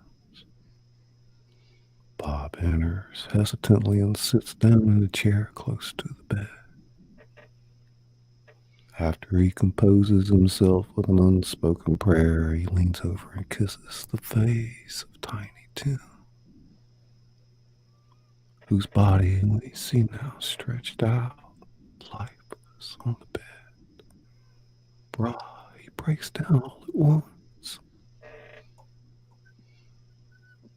My little child. Scrooge watches grimly from the far side of the room. Phantom stands beside him, and Scrooge shuts his eyes. Tell me what that man was whom we saw lying dead. When Scrooge opens his eyes, we're at the exterior of a London street. We're halfway between Scrooge's accounting house, church tower opposite. Phantom leads Scrooge toward the church, but Scrooge, seeing the counting house, grasped the phantom's robe. Wait, that is where my place of occupation is, and has been for a length of time. Let me behold what I shall be in days to come. The phantom stops. The hand points elsewhere. My office is yonder. Why do you point away? The inexorable finger undergoes no change. Just wait a moment, please. Rushes off. Skip down here. It's a row of gravestones. Phantom stands among the graves and points down to one. Scrooge advances towards it, trembling, then stops. For I draw nearer to that stone which you point. Answer me one question. Are these the shadows of things that will be, or are they shadows of things that may be only? Still the phantom points downward to the grave by which it stands. Men's courses will foreshadow certain ends to which, if preserved in, they must lead. But if the courses be departed from, the ends will change. Say it is thus about what you've shown me. The phantom is immovable as ever. Scrooge falls to his knees. Am I that man who lay upon the bed? The finger points from the grave to Scrooge and back again. Oh, spirit. Oh, no. No! There. It's there. Scrooge scrambles to his feet and clutches the phantom's robe. Spirit! Hear me. I am not the man I was. I will not be the man I have been, but for this intervention. Why show me this if I am past all hope? Good Spirit, your nature intercedes for me and pities me. Assure me that I yet may change these shadows you have shown me by an altered life. I will honor Christmas in my heart. I will try to keep it all the year. I will live in the past, the present, and the future. The spirits of all these shall strive within me. I will not shut out the lessons they teach. Oh, tell me, I may sponge away all the writing on this stone. In his agony, as he catches the spectral hand, Scrooge sees an alteration in the phantom's hood and dress. It shrinks, collapses, and dwindles down into a bedpost. It's the interior of Scrooge's bedroom. Yes, the bedpost is his own. He lets go of the post and scrambles out of bed, falling to his knees. He's out of his mind, babbling like a lunatic. I will live in the past, the present, and the future. The spirits of all three shall strive within me. Oh, Jacob Marley, heaven and the Christmas time be praised for all this. I say it on my knees, oh Jacob, on my knees. Scrooge folds the bedroom curtain over his arm. They are not torn down. They are not torn down, rings and all. They are here. I am here. The shadows of things that would have been may be dispelled. They will be. I know they will. Scrooge stands there, perfectly winded. I don't know what to do. I was light as a feather. I was happy as an angel.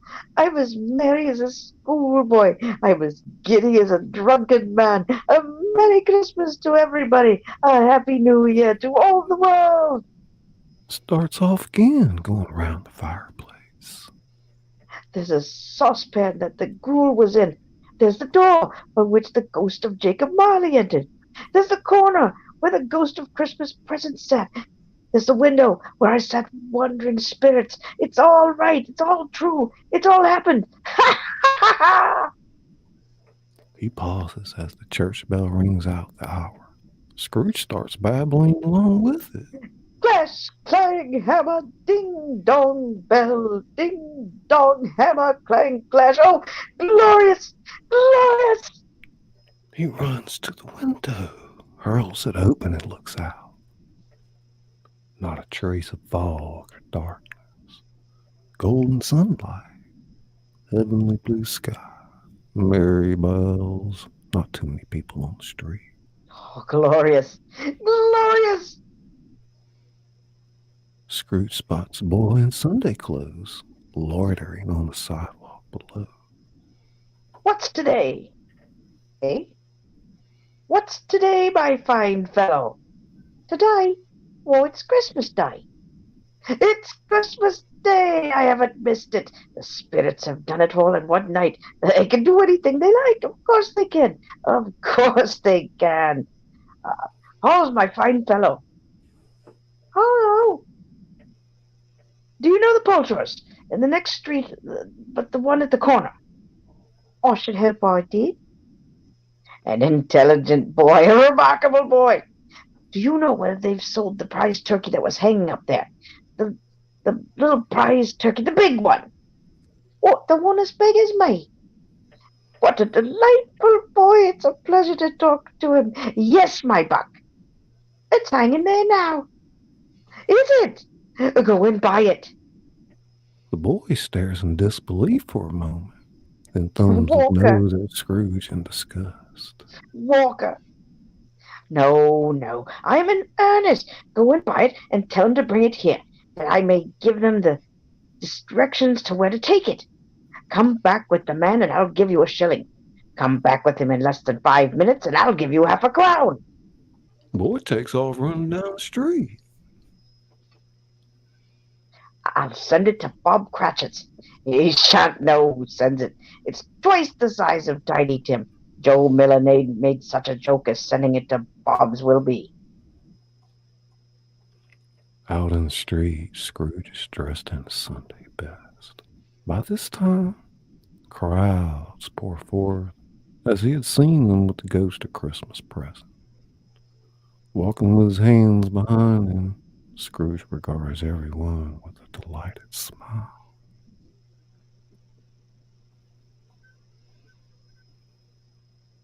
Exterior of the house at night. It's a nice part of town. Scrooge paces uncertainly outside. He knocks and stands there tight-lipped and shaking nervously. No answer. He begins to leave when a maid opens the door. Is your master at home, my dear? Yes, sir. Where is he, my love? He's in the sitting room, sir, along with the mistress. I'll show you in, if you please. The maid leads Scrooge to the closed sitting room door. Oh, crap, I just scrolled way down to get what page? We are on page 71 of 76. Almost there. I went through the whole thing without hitting that spot. Everybody being so patient tonight. I appreciate you guys hanging out to the end. I know it's late. A lot of people had to go to bed already. So. Okay, he's in. Thank you, dear. He knows me. I'll just go in, my dear. From his face, it's clear to her that he is scared to enter. Taking a deep breath, he turns the doorknob gently and sides his face in around the door. Scrooge sees his nephew Fred surrounded by his party guests, all laughing in long, hearty laugh, exactly as Scrooge had heard it when with the spirit. He said that Christmas was humbug, as I live. He believed it too. Fred! Flings the door open. He's at once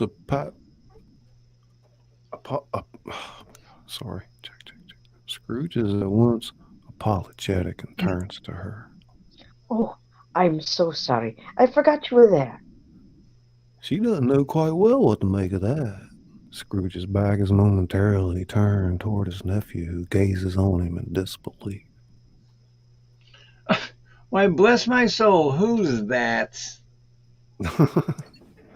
Scrooge turns around and faces his astonished nephew, then nervously threads his way through the guests to confront him. It is I, your Uncle Scrooge. Flashes a happy grin. The guests stare at him in confusion. I have come as you asked. Will you let me in, Fred? Let you in? Some of the others move away and whisper among themselves, surely this isn't Uncle Scrooge.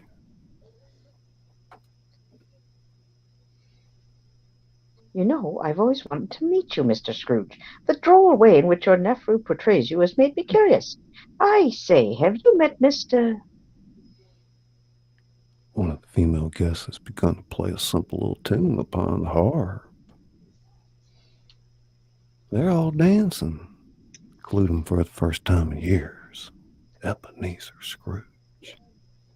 We dissolve to the interior of the counting house at day. It's day after Christmas.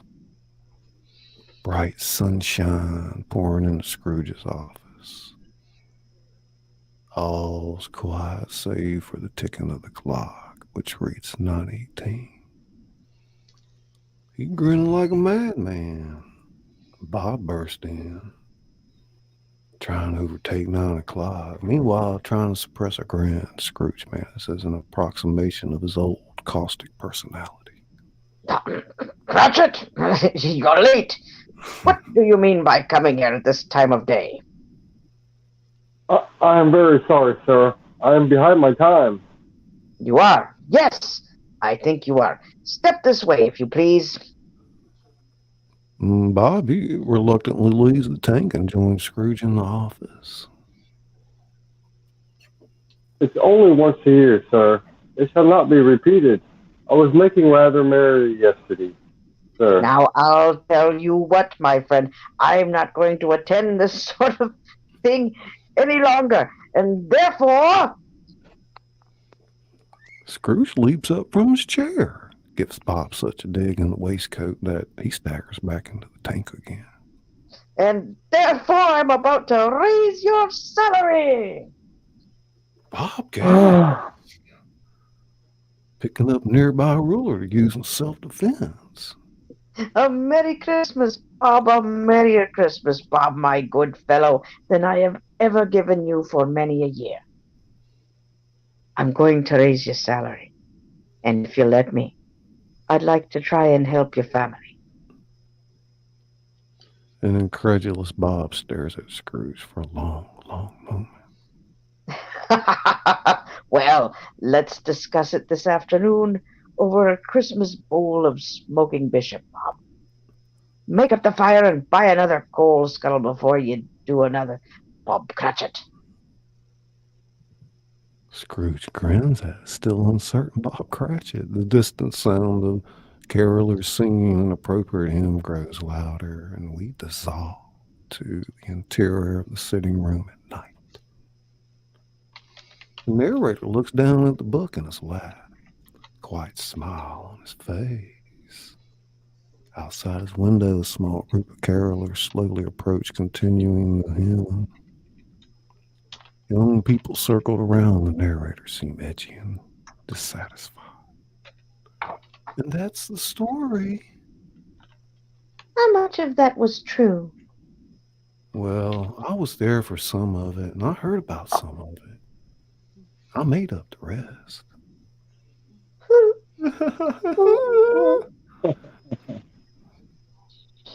Yeah, but did the old man Scrooge really keep his word?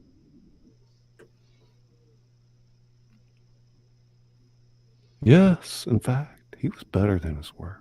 He did everything he said he would and much more. What happened to Tiny Tim? Did he... No, Tiny Tim did not die, and Scrooge was like a second father to him. He became as good as a friend, good as a teacher, and good as a man as any person could hope to know. The girl seemed reassured. Come on, people don't change like that overnight. In fact, a lot of people laughed at him when he changed, but he let them laugh, and he didn't pay any attention to it. I think he was smart enough to know that nothing good ever happens in this world that people won't laugh at first. And it's better than make people laugh than make them do some other things. I can think of. His own heart laughed. I think that was good enough for him. And do you mean to say that he had no further intercourse with spirits? Well, after that, he adopted the principles of abstinence, and no spirits ever visited him again, as far as he knew. Well, it was always said of Mr. Scrooge that if anyone knew how to keep Christmas, well, it was him. Only that could truly be said of us, all of us. Merry Christmas. The narrator returns the book to the 10-year-old girl. And may God bless us, everyone. Narrator smiles. Outside, the caroling has gotten steadily louder. Tapping causes everyone to turn to the window where the carolers beckon to them. Could this be Tiny Tim all grown up? They join a little crowd just outside the door, carolers and children. As they sing, their breath visible in the cold night air, we pan up and away to find the exterior of a rooftop. Spectral figure leaning over the edge of the roof, peering down, smiling at the music. It is Marley's ghost. Look of peace and satisfaction on its no longer glassy face. Marley turns to reveal another ghost right beside him, Scrooge's. To his surprise, of both, the chain around Marley's body jerks to life and begins to unspool rapidly, falling away from him, as if there were a ship's anchor at the end of it. Skip down there in my voice. We fade in on what appears to be the floor of Scrooge's room, upon which rests the extinguisher cap last seen covering the ghost of Christmas past. Cap tips over and the ghost appears from under it in a dazzling burst of light. The final image is of Tiny Tim in Scrooge's arms giving the old man a hug. May God bless us, everyone. All right, cut. Whew! Oh my God. You know, maybe at the end there, I don't know if that's necessary at the end exactly. I can go from like, as they sing their breath visible in the cold night air, we pan up and away to find, or we pan to Tiny Tim, and then you just close it out. Or do you like that though? I'm asking y'all. No, you're the director. Well, it's just not really portrayed in the movie like that, as far as I can remember. And it's almost redundant because you know what happens. It is. It's basically non sequitur, and it's just a bit too superfluous for at the end of the show. My voice has had it, you know. So I think we're going to make a notation there, and you know, just kind of take it down to. Let me see something here. Go in there. Yeah, because Tiny Tim's last words has to be, "May God bless us, everyone." Right. So I'm gonna just pan up, popping up and away to find. That's not what I wanted to do. Come on now.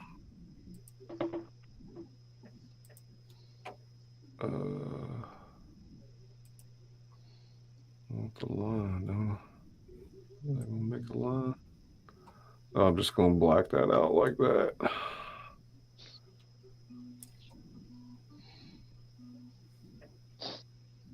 Good job, everybody. Yeah, this is a really fun thing to do. Thank you for having me. Oh yeah, of course. You did great. Oh, thank you for hanging in there to the end. You know. Thanks. So yeah, I'm digging it. It's a good distraction from my other world. You know. Mm-hmm. I hear you.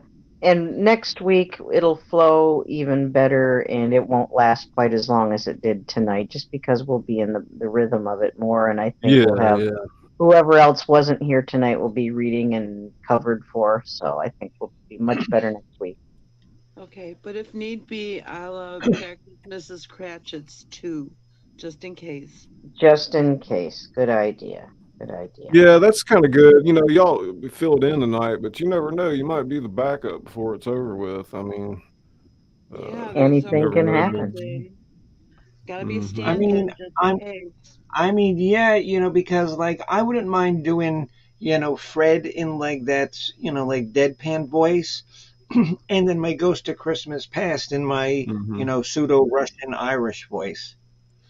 I loved it. It almost, like you said, it And sounded like remember, Romanian Mom. Italian. What that accent suited you well, and so that No, worked. really. I love it too. Yeah. Yeah.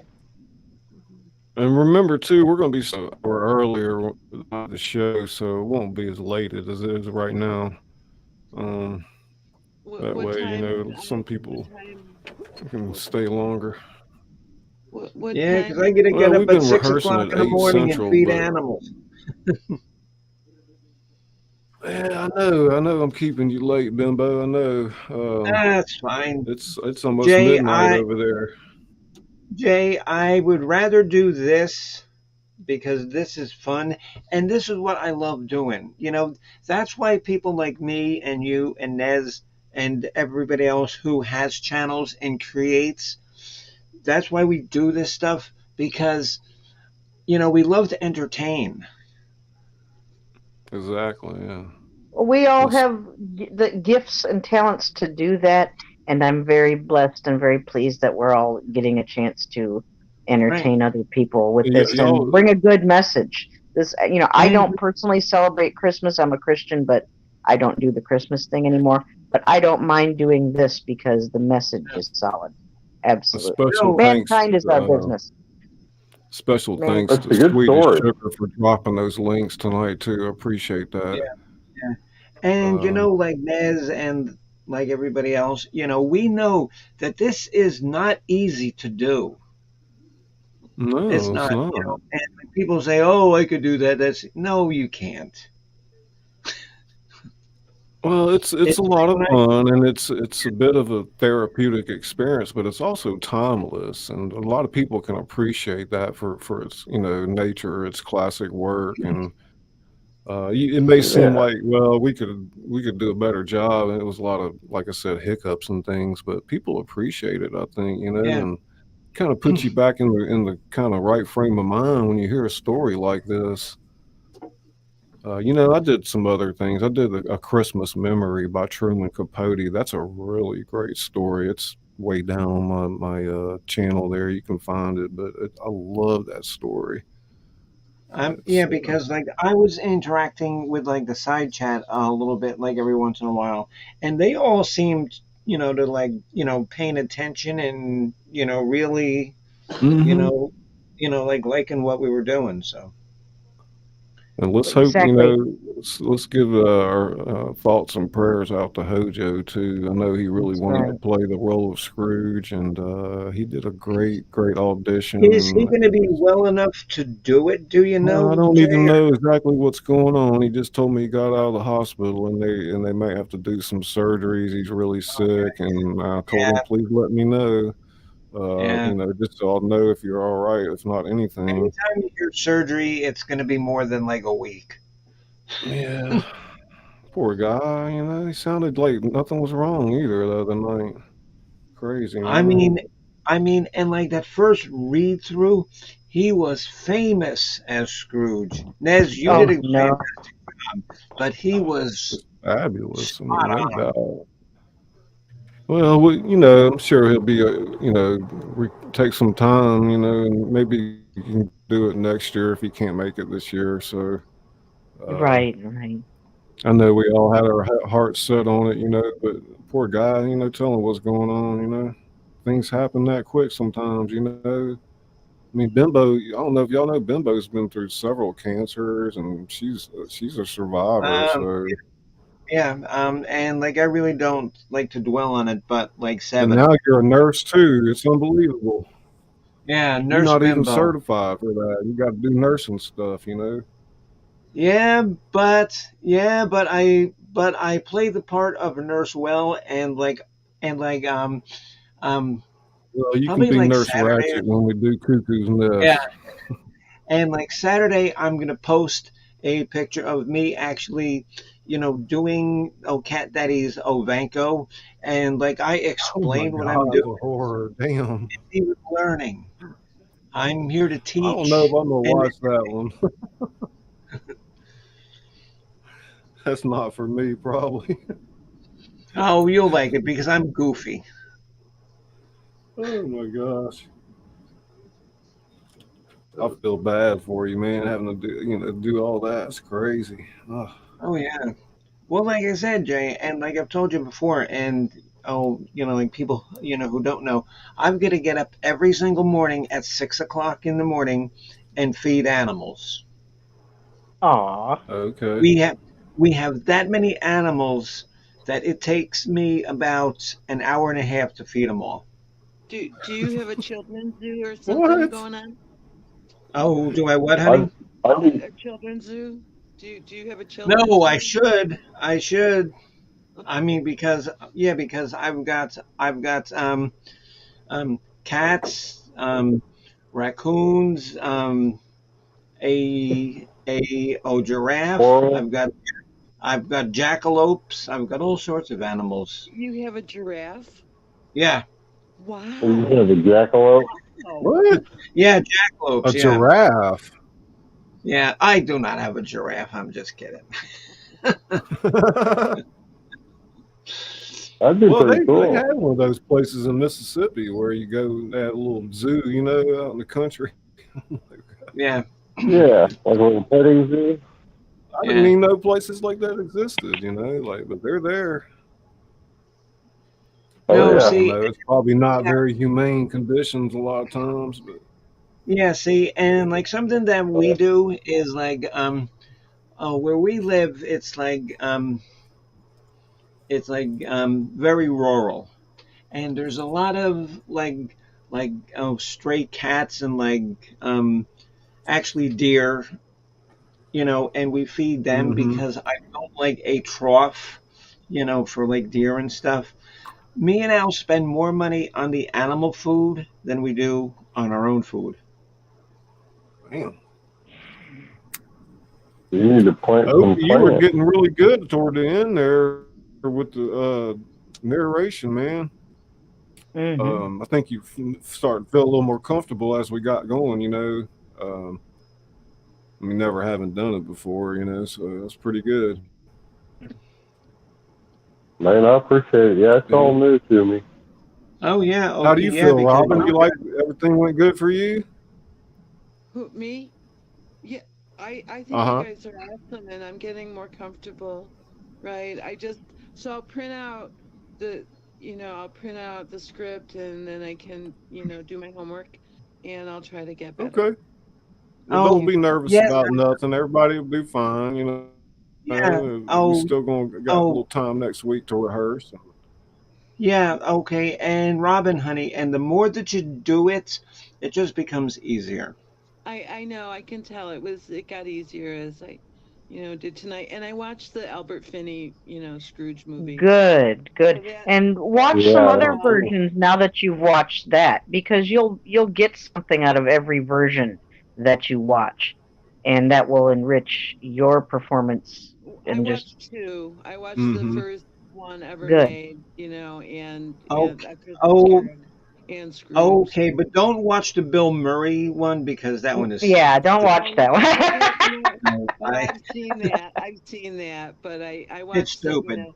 I figured we were doing more traditional kind of stuff, but I can't, I haven't tried to speak in a different accent really. So, but I think it'll work okay, Well, right, you Ray? did fine. Don't worry about that. Yeah, Yeah, you could. I can't do a British accent. The accents aren't I nearly suck as at it. important as the spirit in which you're doing it. If you're feeling your character and you know your character, that's going to show in your reading. Exactly. absolutely. Yes. Like I like Mrs. Cratch's snarkiness, Oh yes, yes.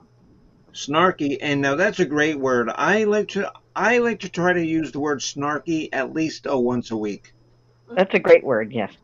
Yeah. And thank you like again, Bob everybody thanks to everybody who stayed, who watched, who came, and even if you couldn't stay the whole time, thank you so much. The energy of the people coming to watch helps me. I don't know about you guys, but it makes me feel good and certainly contributes to my energy. Thank you. I mean, because I saw one time, because like I said, because I'm going back and forth between that and like YouTube. At one time, we had like over 20 people, just watching. Yeah. Oh, Scully will pack a chat, man. He'll pack a live stream. 63 thumbs up, and he's had, like 63 thumbs up, so that's good. There'll probably be a lot of people in the show. I mean, the night of. You guys will be promoting it in the next few weeks, so. I mean, because like everything that I do, I promote it because I'm doing a trivia show Saturday with Mark Kropka, and I'll pimp it again.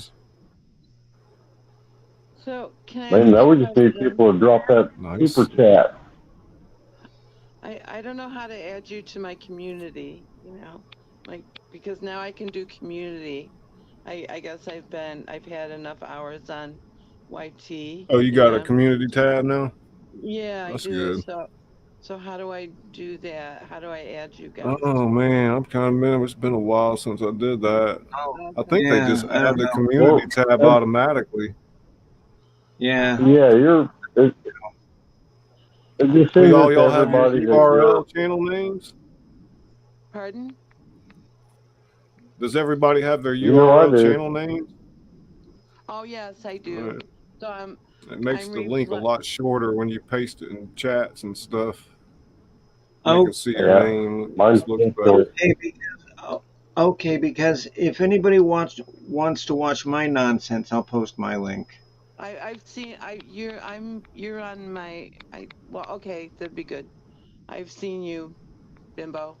I have you. I'm subscribed to your channel. I am. Okay.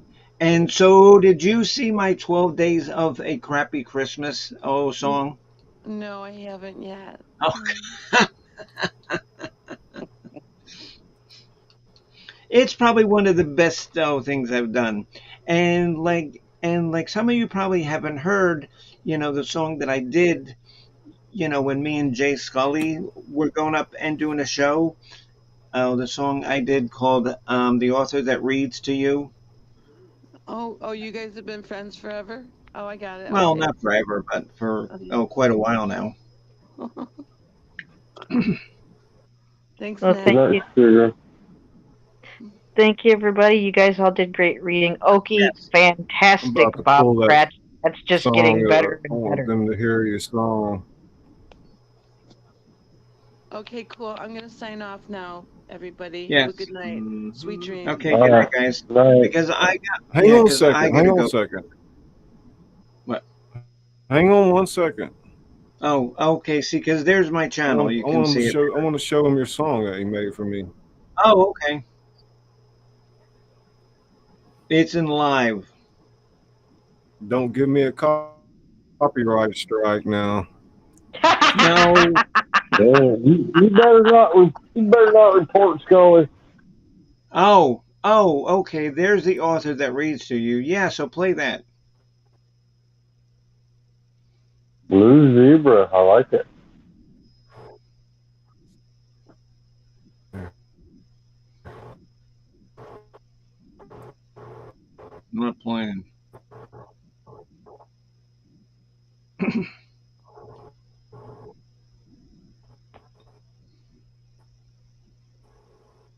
Islands in the stream.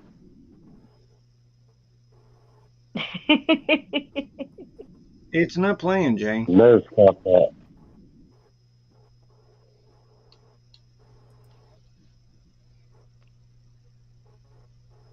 Robin says that it's frozen. I don't know if is it. Yeah, it is.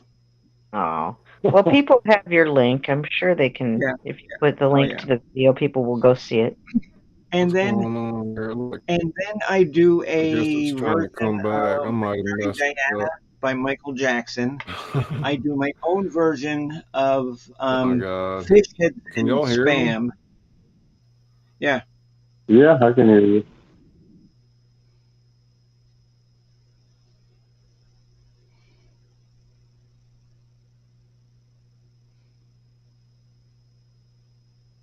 Are we gone? I'm still watching the circle spin. Yeah. And the circle there. It looks like a spirograph. Oh, remember that toy, the spirograph? I had my mother and uncle's hand-me-down spirograph, the one with the pins. Oh, yeah. The old one. The good one. The plastic one sucked. Oh my God! I wonder what the hell happened, man. That's okay, Scully. Yeah. My goodness. Sorry about that. Y'all can go over to Bimbo's channel and check that out. Yeah, man, every time I try to pull up a window lately, it starts messing up. That's not good, man. I gotta fix that. Why? Scully, I'll hang back and talk to you for a minute after we're done. Yeah, okay, because I'm gone, guys. I gotta get up. So all right, later. You guys, thanks for coming out tonight. Go ahead and close the show out. I'm Scully, the author that reads to you. We do different things over here. Sometimes I read my own novels and then other works in the public domain. And certainly if you have any suggestions or requests or have written something yourself, you always submit that at Jayscullybooks Gmail. And my song goes, the author that reads to you. The author that reads to you. The author. All right. Okay. Ladies and gentlemen, buckle up and we will see you on the other side. Have a good night. Have a good night, everybody.